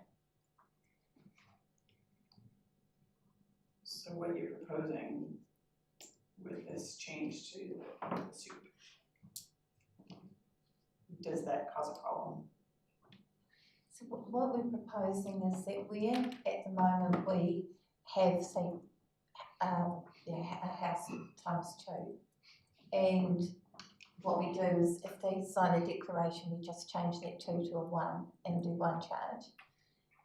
We're going to charge them for the 2 and then do a remission for 1 of the charges. So it'll be the same result as what's happening now. It's just that they'll be able to see that transaction on the rates assessment and be able to better understand how that has worked. And it'll help when people are looking at buying a property, and they'll see that, it is charged for the 2, but that there is a rate remission, whereas now it just looks like 1 set of charges, and then they get upset when they find there's 2. So it's just more transparent for the public, and it's also easier to administer in our system as well, because you can load the rates remission independently onto that record, and you're not changing figures at the last minute, changing figures from 2 to 1 when a declaration form comes in. I think I understand this now. So if I didn't have my friend's caravan parked at the drive, or a tiny house or whatever, but just a granny flat, my house, for instance, has a granny flat, so it would have on the rates bill that it would include the granny flat and then show it as a remission every year when we return That's right, yes. the form. Yes. Rather than it sounding more like, hey, I just got pinged for extra rates, when it's not extra rates, you've been getting a remission. That's right, so there'll be an extra column to the right on the rates assessment that will have the remissions in it, and then there'll be underneath there'll be a calculation showing the total less the remissions.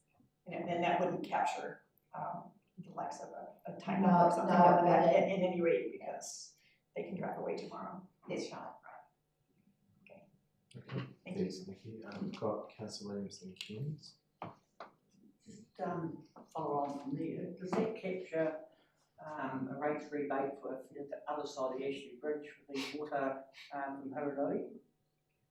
Because they get separate on the accounts itself. So would they be getting 2 water bills for it, and that rates remission take off of only down to 1 water? No, they're charging that water by unit, per unit. So this is only covering rates that are charged per separately used and inhabited part of the property. So if the water supply is charged by unit, then it's not covered under this. No, but if you've got 2 properties at the moment on your property, you get 2 separate water rates from Hurroi Council.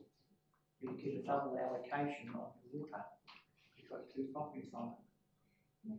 Yep, are you getting extra units though? So it comes down to really the factor that the council's using to charge. And for water supplies, it could be per rating unit, it could be per unit of water, it could be a mixture of the 2, or it could be per separately used and inhabited part of a rating unit. And that's the one that this remission applies to. And the Ashley Water is charged per unit, so it's outside this policy. So ECAM rates are outside this too, aren't they? Yes. If the ECAM rates were charged per separately used and inhabited part of a rating unit, and I don't think any of them are, they would be caught by this policy, because they mirror our rating policies. just for ease of understanding of the ratepayer.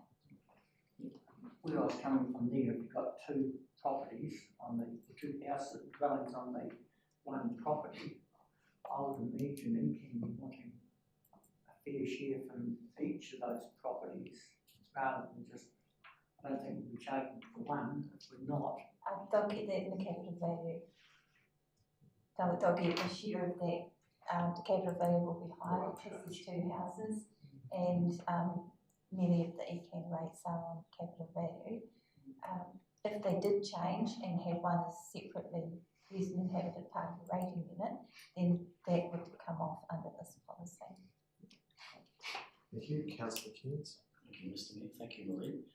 And page 160 of Diligent, just wanted to understand why their additional rating unit also includes offered as part of a remuneration package. I actually thought under IRD rules that would be, you'd have to pay fringe benefit tax and such like, if it's a taxable, it's taxable. So why would we be offering a rates remission when it's actually offered as a remuneration package? In the original separate use and inhabited part of the property, we were looking at tenancies and the staff accommodation. It was mostly on farming properties, didn't come under that residential tenancies act, so there was a little bit of a loophole there.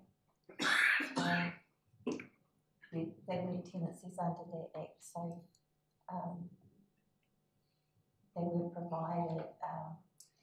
We looked at if people were paying rent, the concession didn't apply, but when they were provided as an employment benefit, it wasn't covered by that, so they got through. In the research I did, I noticed that a lot of these remissions are actually offered only on rural properties, like you're saying, like farm workers and stuff. So are you proposing that you'd only offer it to rural then, in that case, or are you wanting it both urban and rural? It's across the board. It's right through the district, and there's actually multiple dwellings in most parts of the district, both in the town and in the rural areas. Thank you. Okay, thank you. A series of recommendations. So I'm prepared to move. Councillor Brown. Seconded, Councillor Blakey. Very good. Would you like to speak? Nothing to add, Mr. Mayor. Yeah, what's anything? Any further speakers? I think a lot's been clarified in the questions. So, right, reply if you wish. I'll put the recommendation all in front of. Did I didn't pick up anyone else that wanted to speak? I was just checking. I thought the three that got. So I'll put that. All those in favour, please say aye. Contrary to declare that carried. Thanks again, Marie.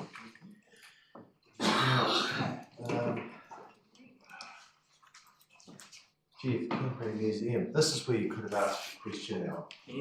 I thought I might have been asleep by now, so I asked it earlier.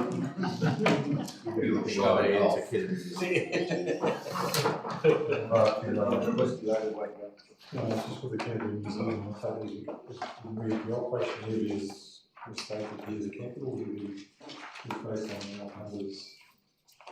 They need to be refreshed. Additional revenue for announcement from the Master Fund is about 1.668. And just the communication made by Christmas. My intention is to look into the council to fund that over 50 years instead of 25 years and make that right. Basically equalise the current rate of charging, so there's no increase in the this year. But the revised numbers make the development levy for this year less than what we originally intended to charge, but with the increase in the contract prices which they had received right Christmas, as I said, that additional levy is 1.66 million, not 1.95 million, which is got in the contract ever taken. Thank you. Questions of the city? No clear points. Right, thank you. As I said, there's ongoing discussions here, we'll keep brief. 5, 3, 8. So it's information and technology support ending.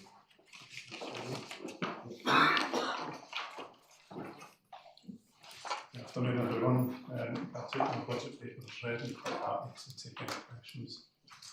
It's a very big project you're leading over here, so thank you for the work that's going on. And we know with IT systems they'll fix everything, so any questions?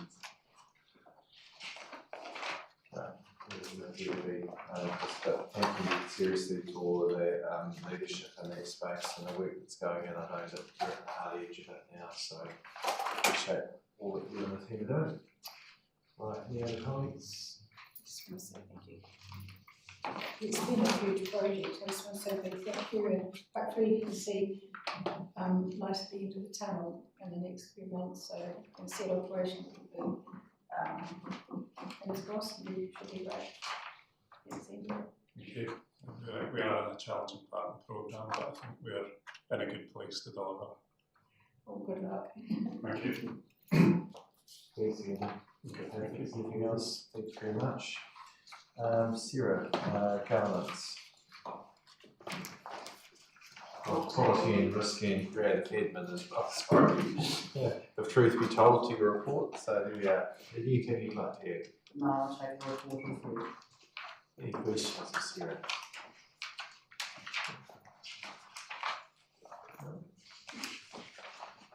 Big year for you with our performance reviews and elections, so you can see that you're gearing up for that, and we appreciate the expertise that you and the team bring in this space here. It's was an interesting balancing act, and I know you guys do it superbly, and you keep us all safe in that space as well, which is appreciated. All right. Thank you. If there's no further questions, thank you very much. Right, we come to we're at district management. Jeff. I'm just not sure if I'm going quick enough. So yeah, working through the record. Yeah. Just let you catch up. 570. Yeah. Yeah, taking the read this additional conclusions of this project. Jeff, I just wonder in this report here, it talks about the provision for boards for legal advice, and we had originally put in money for that, and it's removing it. I'd like to just perhaps just test possibly even just putting 10,000 in there. We don't want to numbers with some, but having nothing in there perhaps just leaves us in a space when we don't know what's around the corner for our boards. So what do you want to, I don't think we need the full amount in there, but I was going to suggest that test the meeting with like 10,000. Would there be an interest in that being tested? There's nothing in there. The board was 40, but it's out. No, 10,000 total. Because at the moment, 10,000 over the door. well, there's nothing in there now, so. We need it, can we apply? Well, if it's needed, it can be considered, but there's no sum should be included. If we resolve what there is immediately now, we can forward it and come back to it. We're getting very close to doing that. But nothing in here leaves us in a bit of a, I think, in a bit of a vulnerable position. You have any comment to that? No, if you remember rightly, we've gone down this track a few times in terms of boards appealing various planning, not decisions, but consents that we've put in place. The staff will go and contract its consultants to actually provide the evidence, whether it's for or against that, but it's basically council stuff. If there's anything in the district plan which is adverse to the district plan, staff will 9 times out of 10 object to that, put evidence into the contrary to show that, or ensure that, not really explain myself here properly, but ensure that planning application is in line with the district plan. So in all the cases that we've had to date, we've actually had that evidence, which is basically lined up to the boards, which we expect. So the additional funding that we're probably looking at is the legal advice or the planning advice which is given to the board, in addition to what say the two managers can provide, or the government staff that support the board. So I think it's probably prudent to put in a provision for 10,000 to cover any consents that might come forward in the future. So it actually gives advice to the boards, which is independent to the council, independent to the staff, but the evidence, I think, is the thing that's cost a lot of money. And if there was a situation where the board didn't agree with that, then it would have to take the application to the council for additional funding.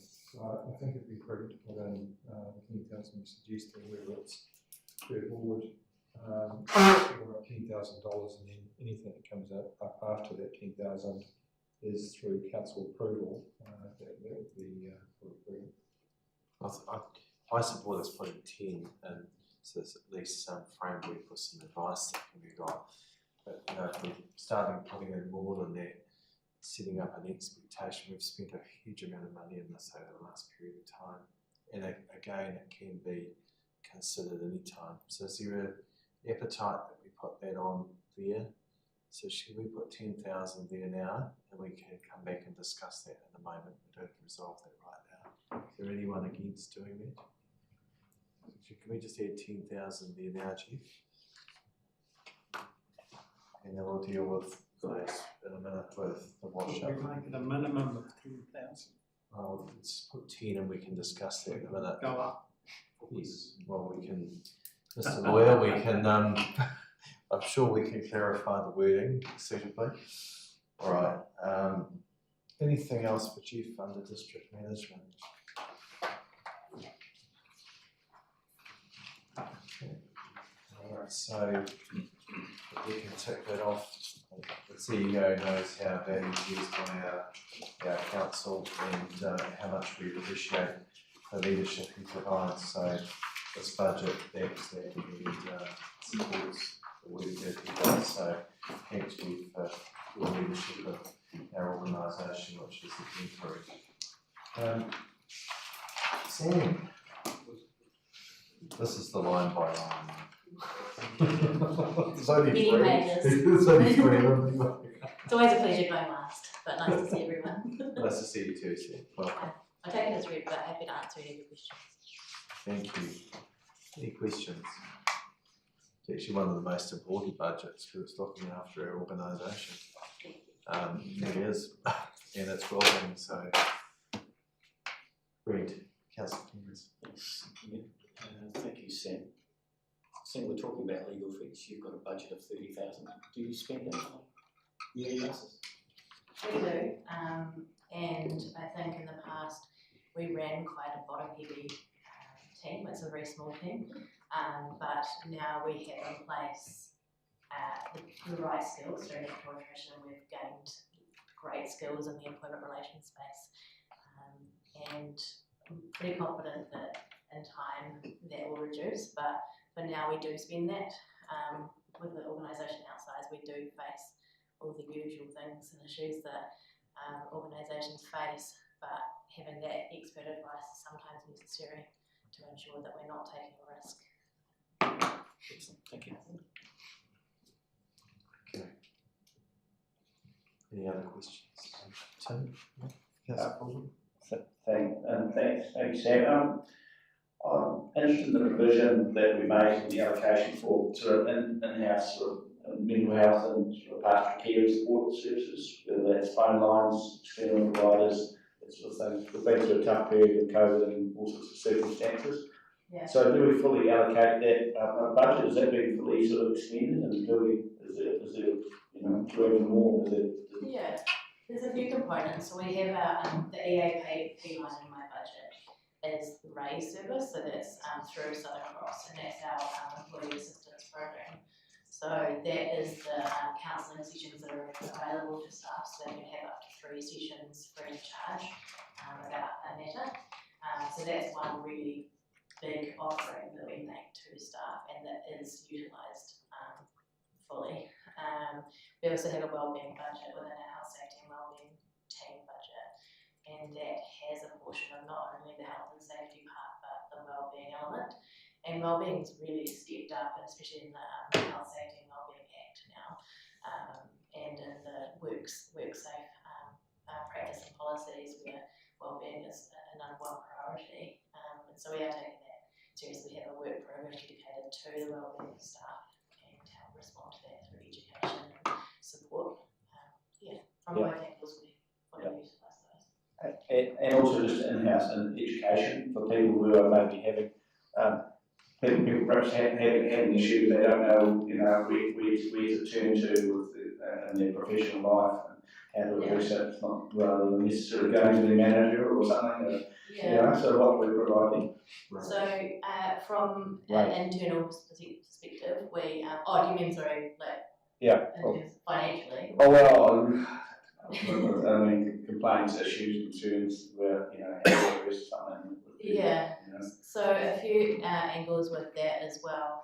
We last year we stood up a crisis resilience group internally, and that is made up of myself, who sponsors that group, as well as key staff from our care support program who support staff on matters, and then other areas that naturally align, like our libraries and our community team, etc., who work in those spaces all the time. So we've developed a series of processes and pathways for leaders to support staff with any personal matters or workload issues that come up, and they escalate those through to me if there's a serious incident.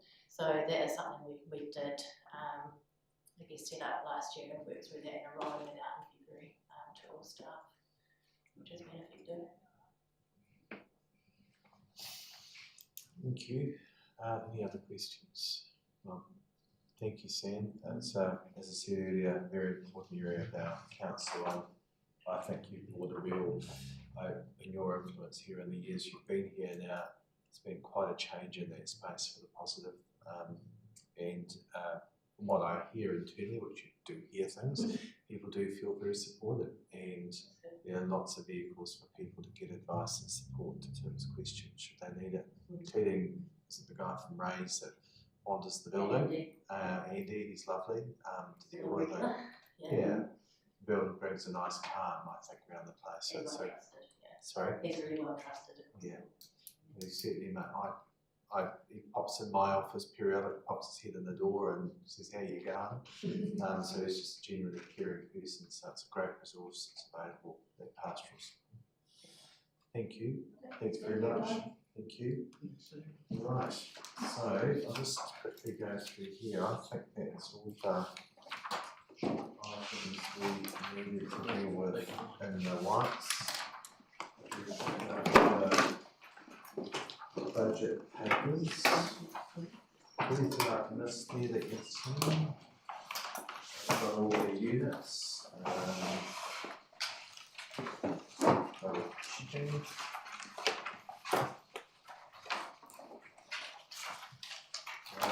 Thankfully, we've allowed us to go through till at least 9 tonight, so plenty of time. So I think we've dealt with all those. So there's 3 remaining items. I think we might just have a little short break and we'll come back and deal with those. So is the 4.3, have we done that? 4.3, I'm pretty sure I've done those. I'll just double check. Yeah, you will take those ones. Yeah, I did that with Kira earlier. So if we break down for a quarter of an hour and back at say 20.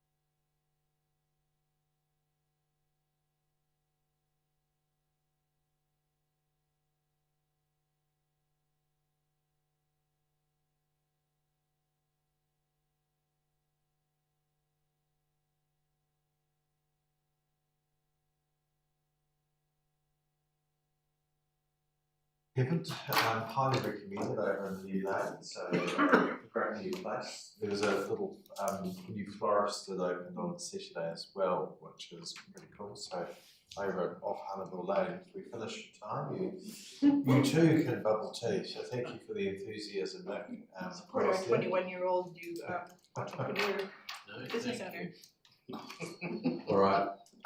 So we've got 3 items that we've added potentially. So the first was the West Heart and Garrymere water, which was really just looking at seeing whether there was an opportunity to smooth the effect for those supplies. What option would there be, Jeff? It was mentioned that the possibility of socialising that through the UV, but I'm just interested, just on those communities, is there an opportunity to, because they were the highs of the whole lot, that was the highest increase there.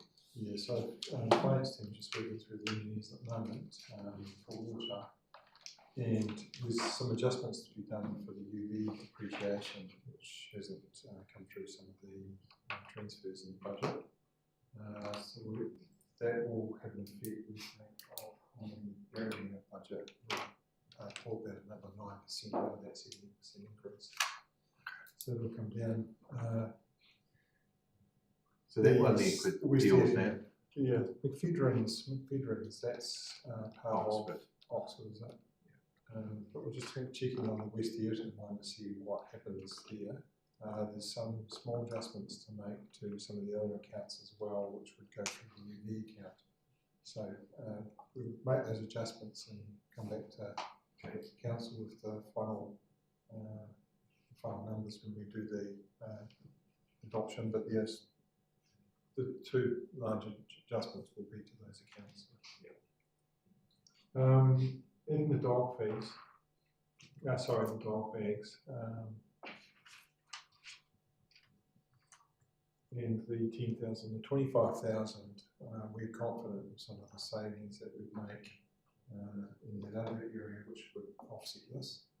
So that would keep the dog bags in there as is. Yes, I'd rather just fund that back through the recreation account. I think we could have discussion at some point in time to see whether there's justification of putting that through dog fees, but at this stage I'm sort of 50-50 whether the intention of the legislation really allows for the recreation. We've got dog parks as recreation. Chris, you might have some more comment on this, but to me it's a recreational matter, even though the dogs are the exacerbator, and that's where the probably discussion should go. Yeah, can I just ask Chris first, and then I've got Neville and Tim, so Chris.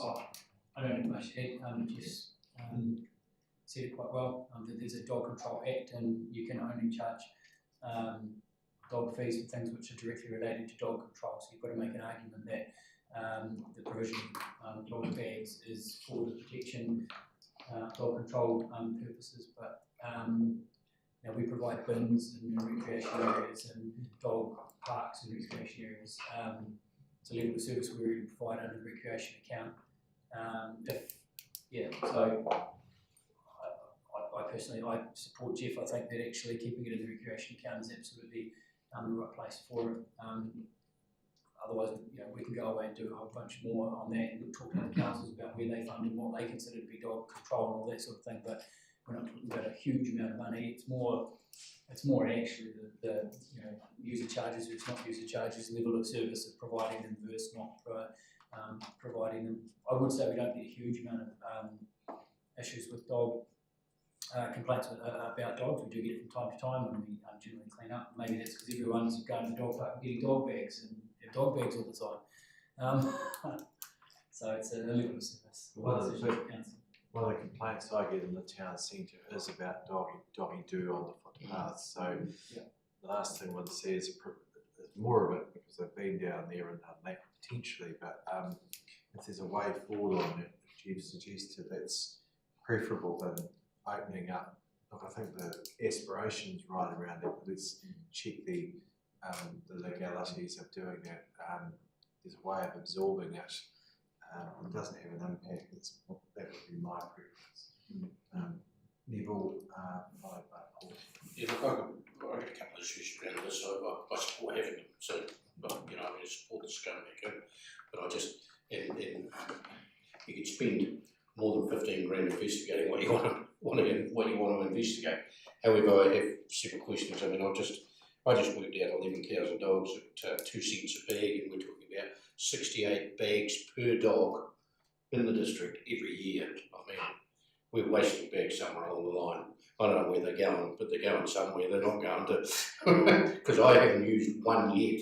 So there's someone that's got 158 bags, or 150, whatever they're 56 bags, I should say, you know, per year. So, you know, I mean, this is a wasteful, if you like, because you can't control it.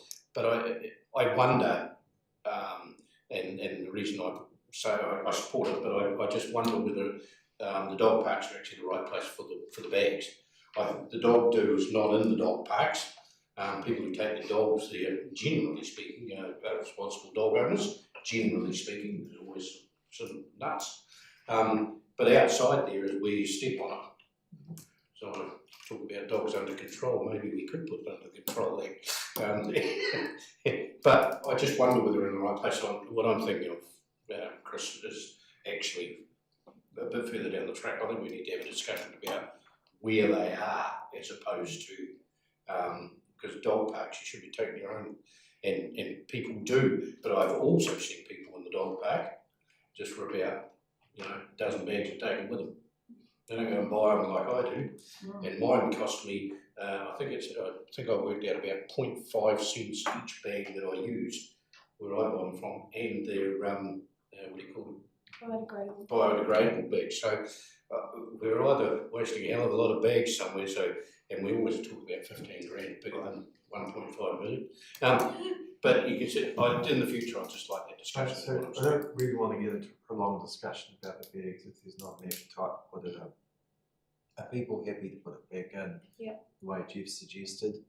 Unless there's any other clarifying points, we'll be debating it till the dogs come home rather than the cows come home. Paul, is it a clarifying point? Because otherwise we're going to move on. I think you can answer a Neville thing. Contractors, when they do it, my wife went over there after the dog park off there the other week. The guy must do it on a basis whenever replace the bags. There's still nearly a half a roll left in the thing here. He bung a new roll in, he was going to biff the others into the rubbish bin. And Sue said, "What are you doing?" And he said, "Well, it's not worth doing this. We've got this job to put in." And so Sue grabbed the bags off him. Right. Going to bin them. Okay. So maybe a contract. Well, that's a good feedback point for Chris to follow up at some point. Yeah. Tim, Nikki, anything else? Because otherwise, if there's not, I think we'll resolve that at the end about putting that in. So that puts it back in. Yep. But I'm not going to dive into about this. But if we keep them, they need to be also extended to the Oxford Dog Park whenever we finally get that operational. And if we don't have them, then we don't have them. But friends in Oxford that would never let me hear it down if we don't put dog bags up here. So we have to put dog bags in Oxford when we do the dog park. If it's a dog park thing, then it needs to be all the dog parks. And if it's not on any of the dog parks, then that's fine too. But I just, if there's an avenue to actually charge it to dog owners, that way it's a user pays thing. I'm okay with it, and that way too. If a dog owner goes and grabs a handful of them, well, hey man, you pay for them. So that can come back to us at some point, but it's not the biggest issue for staff to be right? If there's time to do that and it's easy, then but we've got big issues here to deal with at the moment. For 15, I don't mean to. 15,000 in the scheme of what we're doing to find a solution. Anyway. So it's okay. We happy with that? Yep. We'll just switch your mic off there. Thank you. And the last was adding in 10,000 for planning advice. So, well, it's legal or planning advice for the particular, probably planning advice also for our our boards. Yep. And that would be neutral as well. Well, we'll make it work for $10,000.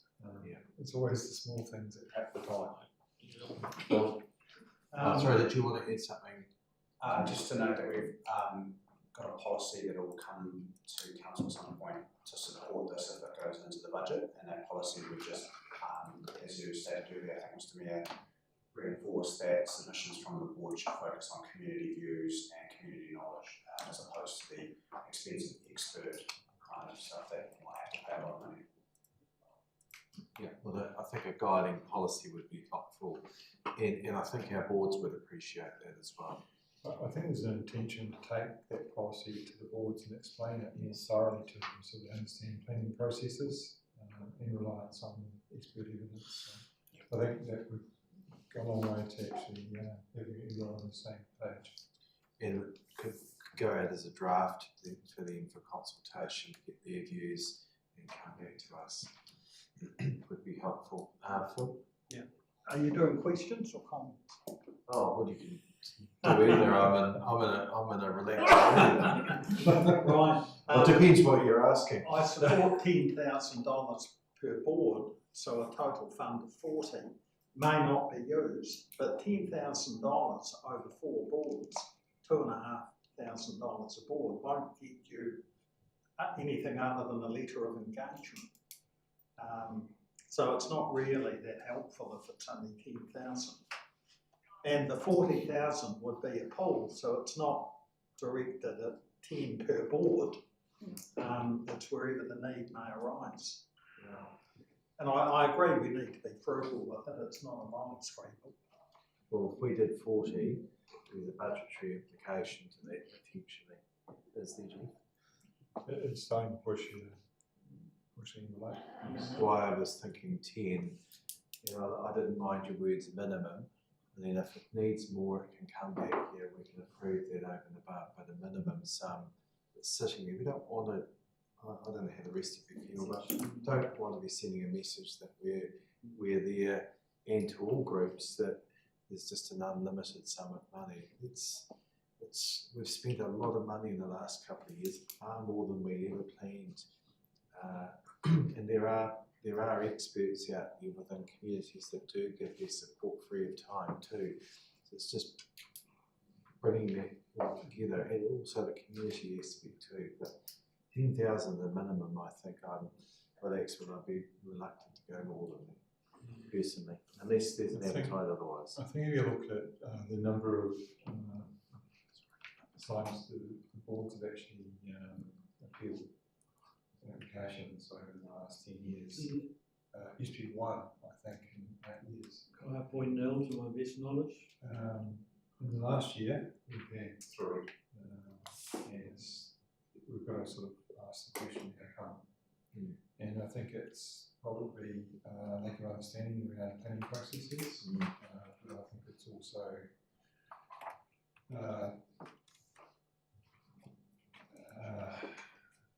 the fact that we're right on the fringe of Christchurch, growing quite rapidly, and we're starting to become quite attractive to all sorts of industries and developers. That could be one of this, but we just need to keep it a little bit more. And maybe there's a good discussion with the boards to in council to how we actually work together on making sure that, because the boards, as you know, needs to be independent from the planning advice of council, and it's how we can trust information that's provided by independent consultants that provide evidence. That's the key to this, I think. The cost isn't in the planning advice that we get externally. The cost is actually the evidence which we have to gather to support the board's appeal to the application or its lodging its submission.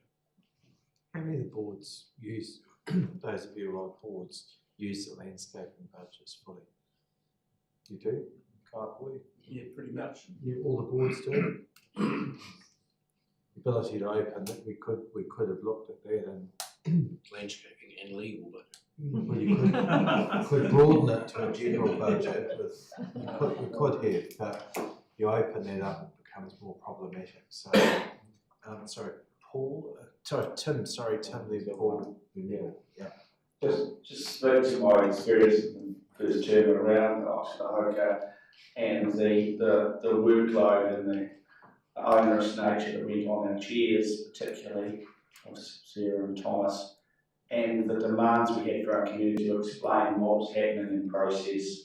And I think we do have some responsibility to keep our community board members informed enough so they can represent them and communicate to the public. I know governance and district planning put out various circulars and information, but I think we're letting our people down if we actually don't have that professional support, some level of professional support around us, so that whether it's me as a councillor or a community board member, and asked, so what's happening with this such development in the Hogaroo Oxford, and whether they're flying around because we don't understand it. You know, I know the money out of the one that goes so far. It's not necessarily legal advice either. It's actually just planning resource management advice or training. Are you happy with 10? Yeah, well, I think it's a compromise. It's a start. That's what I believe is empty. Just bear in mind that it can come back at any time and it's up to the council to determine if it wants to put more in there. But so, Tim, Paul. I'll leave it with what Phil was saying. I think it needs to be 10 per board. I'd prefer nothing per board, and just if the board needs something, then they come to the council and ask for it then and there. So there's actually no budget. If the board needs it, they can make an approach exactly what's happened so far. And then there's no budgetary, because if you had 10 and Oxford spends it, and then Rangira comes on, there's no budget left there, I think you get animosity. The support is going over 5% in rates. So, But I'd rather sort nothing, but if we need it, we can. 10,000 doesn't push us over, so just be aware of that. Neve? Yeah, I'm actually with Paul. I'm not for the 40,000. I'm not for anything. I believe this deficit fund, we've got no idea what the costs will be. None at all. It's an arbitrary figure of $10,000, which is just a waste of time in my view. We might as well, the boards need to present to us what they're going to do and how they're going to do it and how much they need to do it. We need to then have the discussion with them on what it is. Deficit funding is not ideal for anybody, but we've got no idea, none at all, of what anything will cost. And I mean, I agree with Phil, if you split it, if you take the logical and you split it, it's $2,500 each board. I mean, it's a waste of $10,000 sitting in the budget when we can deficit some funding on request for the purposes of, we might not get any this year, we might get 5 next year, and none for another 4 years. We don't know. So we're just putting in an arbitrary number, which I hate in the first place, for something that we may or may not need. That's my view. I would actually vote against it being put in. Well, Jeff's just advised that we can make 40 grand work without an impact there if we want to. So there's always a way of finding where that needs to be, but if we choose not to, then we can do that as well. I personally favour us putting something here. I don't think anyway, we're starting a debate topic here, and perhaps that's probably where we're getting into a debate. Should we test it? Well, I think we're getting into a discussion here and everyone's expressing a view. It's getting a bit messy. So, look, I'm going to test the meeting. I mean, just for the sake of testing it, because otherwise we'll be debating it, principles of it. I'm happy to move along the lines that Phil suggested before, that we put in an allowance of 40,000, which is 10,000 per board, up to 10,000 a board. If it's not used, it's not used. But I think we can accommodate that financially, you know, I'm supportive of that. Phil, do you want to speak to the second that? Yes. One board. 10,000. It's a 10,000 per board, an allowance of 10,000 per board. Rather than a pool of 40,000 for wherever the need. Yes. Well, it's a sum of, you suggested a sum of 10,000 per ward. So let's put that. Look, do you want it as a pool or do you want it as a sum? I want it as a pool. Right. But I'm not going to debate that. So a pool of $40,000. Will you second that? For community boards, I'll second that. Okay. Right, I think I've had enough to say. Is there anyone else that wants to speak Could to it? Hold on. Sorry, Jason first, and then Nikki, I think. Jason. So I just had a quick question around like the accounting treatment of this. If we were to say do the 10,000 as a token figure on the reports, will that come through as a separate line, which means that anything that's charged through that we'd be able to track easily rather than pulling it from various sources, as it I presume it currently is? Yeah, it'll be tracked. Yeah. And if it's not used, it'll be the idea would be to put it in a special fund and carry it over to the following year. Because we would have waited for it for that purpose. Yeah. Thank you. Sorry, does anyone wish to speak to the motion?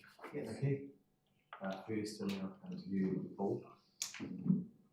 Whilst I understand where this is coming from, obviously, being an Oxford Avoca representative,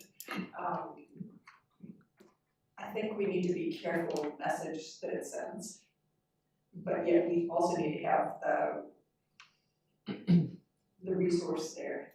And one of the things that I think that our communities in the Oxford Avoca ward found really useful was having planning staff come and explain the situation. Like when Wendy came and they just had a drop-in for people that had questions in Oxford. I think that we can support our communities in that way as well. I'm open for this being like a shadow fund, I suppose, but does it send a message that we're always ready for a fight, or I support us having something, but I'm not. I just kind of really want to work this through. I'm prepared to support this as something that will carry over, because I think that our communities have put it to good use, and hopefully we won't need it again in a hurry. We certainly have a lot of it lately. But I also think that we need to develop the policy behind this, which Simon has said that is on its way. We need to understand, the parameters around how we would administer a fund like this. But I suppose we can't actually put a policy in place on how to administer it unless it exists. So under that condition, I would support this motion. Okay, Paul? I wouldn't support it as a poll, because that goes back to one community board thinks there's $40,000 and they'll spend the whole 40. So 10 each is a more fair way, but I still think we just deficit fund it if we need to. It's not a big money to bring in for a future year's time. The way of dealing with Paul is Paul sits there, and then when the policy comes in, which is being developed, then a bit more guideline working with the boards on that can be assessed. At the moment, it's just a sum set aside waiting a policy. That's how I see it, Simon. Just a quick note on, irrespective of the pool versus individual or the sum, there may be a planning level advantage of council adding something to its budget as opposed to responding to a board who has an issue that it wants to have funded. At a planning level, there might be an advantage of having something that at the moment or providing for that at least that says we don't know what might come. We're not saying the community board is going to support or not support as part of its submission. We're just enabling the community boards to have a view. That doesn't in any way implicate this council of taking a side or a position on that view when the matter comes to hand. So there may be an advantage to that. Any further speakers? Jason? I just, well, I don't support it at all. I do support the deficit funding, I think, for the reasons that I said before. I mean, we don't have a fund for business of those who may come to us and we decide to do something. There's no fund there on the positive side of things. So we're just going to show the negative side that, you know, if we don't agree with you, we're going to fight you. And here it is sitting in a budget. We don't have the opposite. I'm not for that at all. I'm actually, I believe that this is money that we will talk about if we need it. And at the moment, we don't need it. So, hard times, I don't believe it should be there. I won't be for it. The thing is that if you spoke to Sarah, Jim, or Tim, who fronted these exercises, they have very much wanted to make sure the council had some resource there to support them. Deficit funding, it's about what's prudent. We know these things are coming, potentially. Look, if it doesn't get used, we can always revise whether that fund or pool sits there or is revisited or redistributed at a later stage.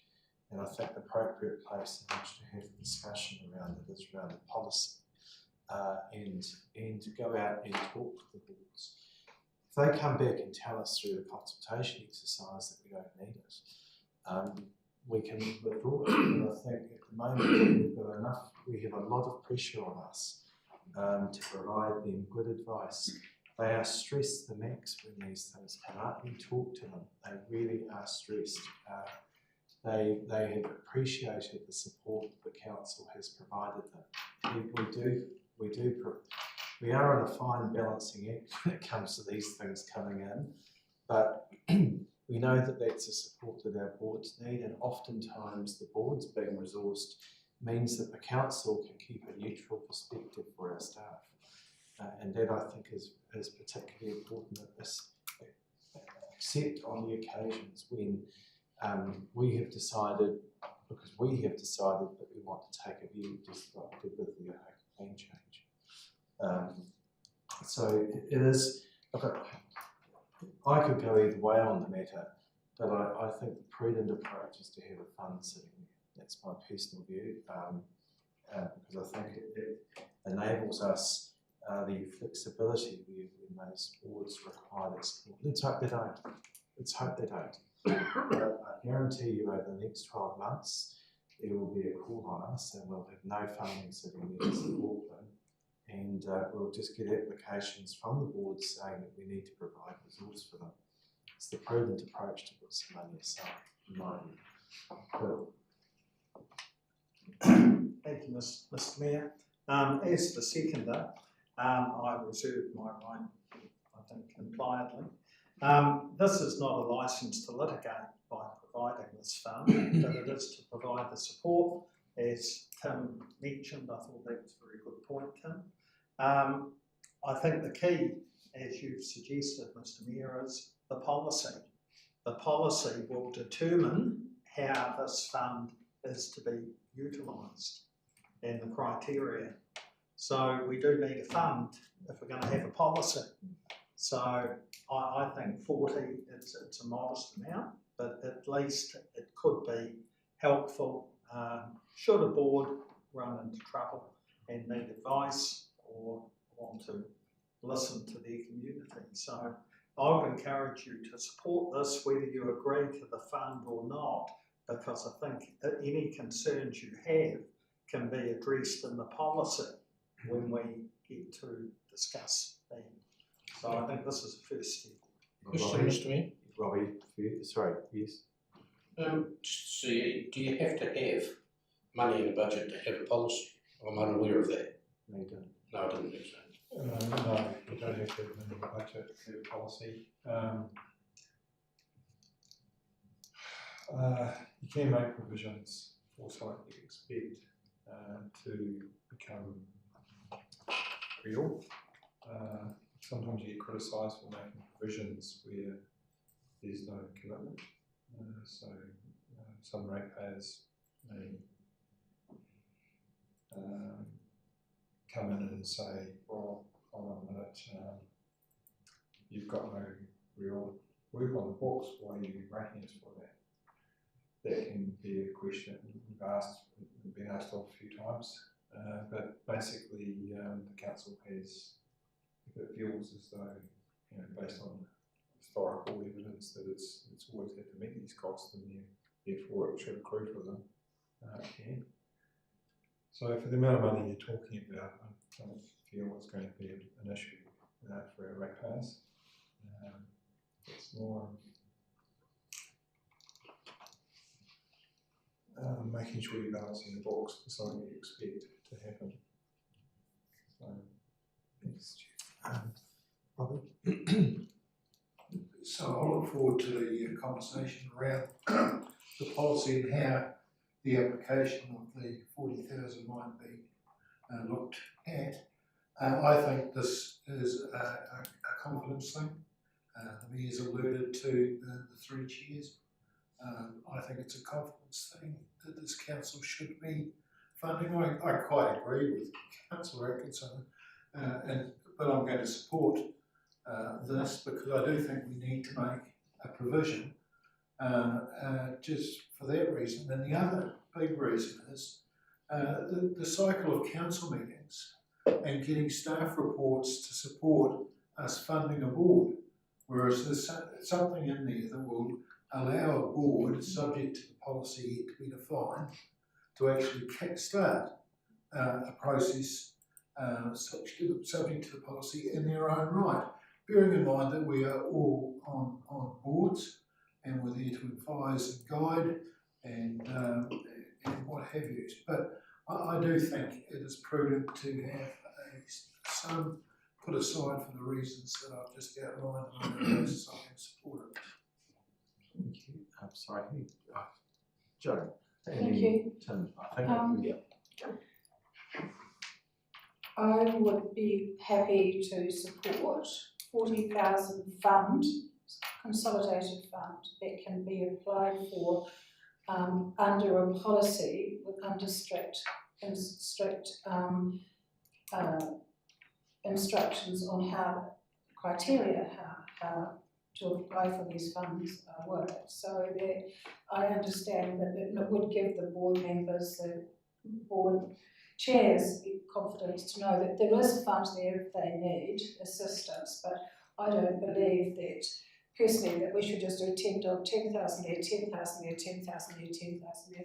I think it should be a consolidated fund sitting there for the councils, the community boards, if they need assistance and guidance, that they apply, and there's the rules and the policy that they apply for, and it's just not something that's ad hoc that people around the community board think, oh well, we can go for it because they've got funds there, and without there being correct procedures. So I will support a consolidated fund of 40,000 and a good policy to go with it in support of the chairs, but not individual. I won't support individual.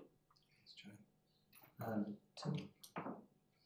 Yes, just listening to that, I think yes, I hold to my position of the 40,000. I think that keep that fund in entirety as a consolidated fund there. The boards will be informed by the policy, and I think, and perhaps for an observation, I think that Jeff touched on is the operating environment where we sit in relation to Christchurch, country's second biggest city. We're only going to see more applications for extractive industries, but I'm not saying that's a negative. But the reality is the cost of supplying a large growing population, both domestically and through the South Island, is only going to grow. We're absolutely ripe conditions to have more applications for the sort of applications that we've had in recent times, and perhaps new industries as well. And some of them will be supported by very well-funded industries, and again, that's their benefit. But we will have to be prepared for more of these applications, these complicated resource management applications come our way for us to have to consider them. So. Any further speakers?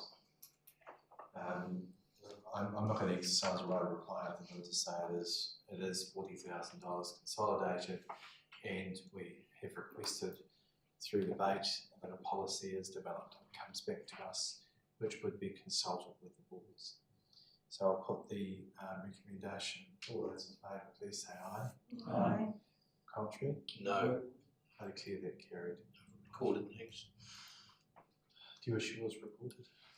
Okay, so I declare that carried. So, sorry, you're a no as well. So two no's recorded. Three. Do you want yours recorded now? There you go, if you're recording So now. 3 recorded.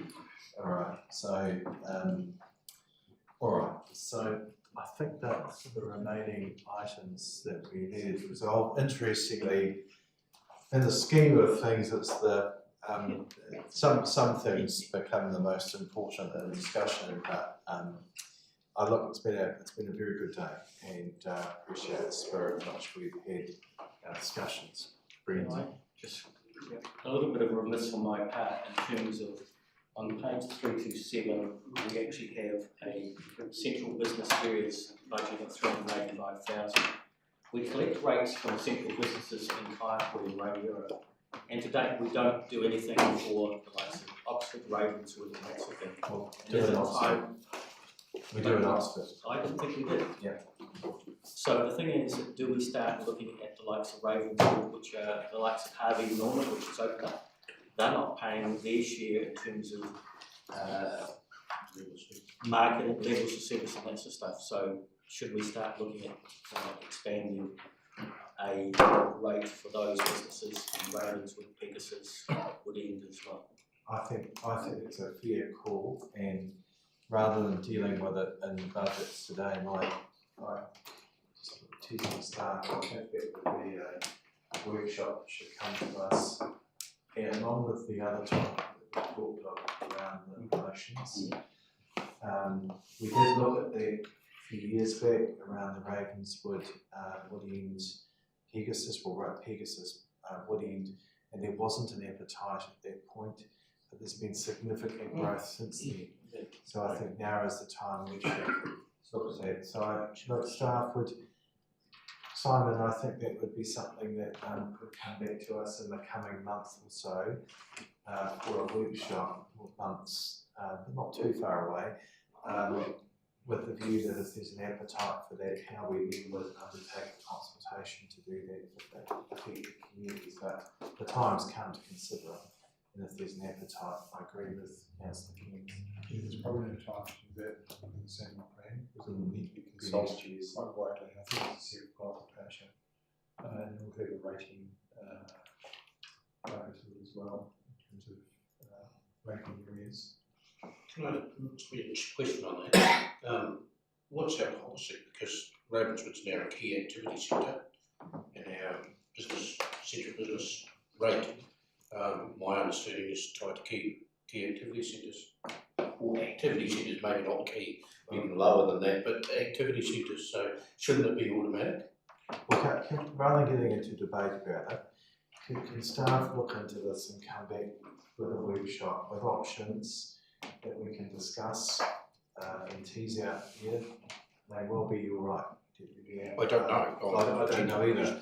But can we get that explored, and then we'll look at what our options are if there is an appetite, consultation and next steps.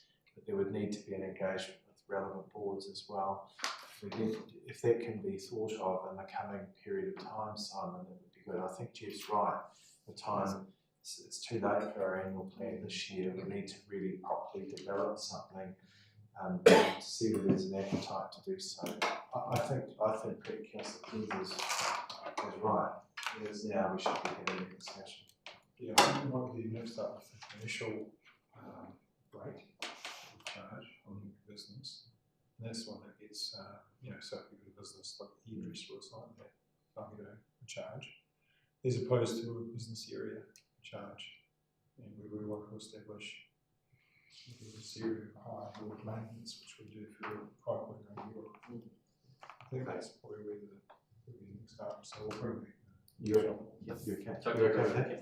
Because I was thinking it was going to end up being for the long-term plan anyway, but if we started thinking about it now for the long-term plan. Well, it might well be that that's as far ahead, but if we can do it sooner, let's see what can be done. All right. anything else before I declare because I think we might just have a catch-all recommendation to wrap it all up, picking up those last bits, but is there anything else before I do the wrap? Speak now or forever hold your peace. That's what they say. Alright, so I move the chair that we approve the budgets as already resolved with the addition of, is there a better word than dog poo bags?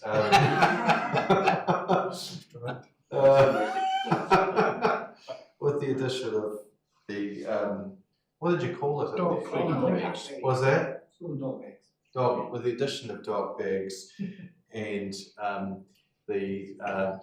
and we've already resolved, and the sum for legal fees, not legal fees, but some for advice for boards, we'll call it advice for boards, as was already resolved.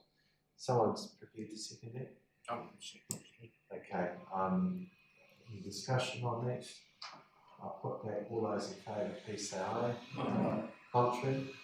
Declare that carried. Sounds like a bit to take off actually, yeah? Just in wrap, just to say thank you for, as I said before, the spirit in which we've had the discussion today. Appreciate the huge effort that's gone in from the Chief Executive and all our staff to get us to this point. I think what's been delivered is a very prudent, responsible budget, which we will go to our community with and ask them for their opinion. It's not greatly different than what we've already signalled in our long-term plan, and as I mentioned earlier, from what we're hearing, we may well be one of the lowest in Canterbury, if not in the country, in our ratings. So I appreciate our staff picking up on that, but also recognising where our communities are. There are a lot of people out there that find rates a real struggle with everything else that they're doing in their lives, but they also highly value and rate the services that we deliver to them. And we hear that from our libraries, from our calls right across our organisation. So they're a really important part in the delivery of service here and well-being in our community. So thank you everyone for the discussion. That will come back to us in back in February, if the date's the 18th, and we'll be able to then further approve that to go to the community for consultation. So at this point I will declare our meeting closed, but I really would like councillors to remain because there's just a couple of items I wouldn't mind briefing you on. So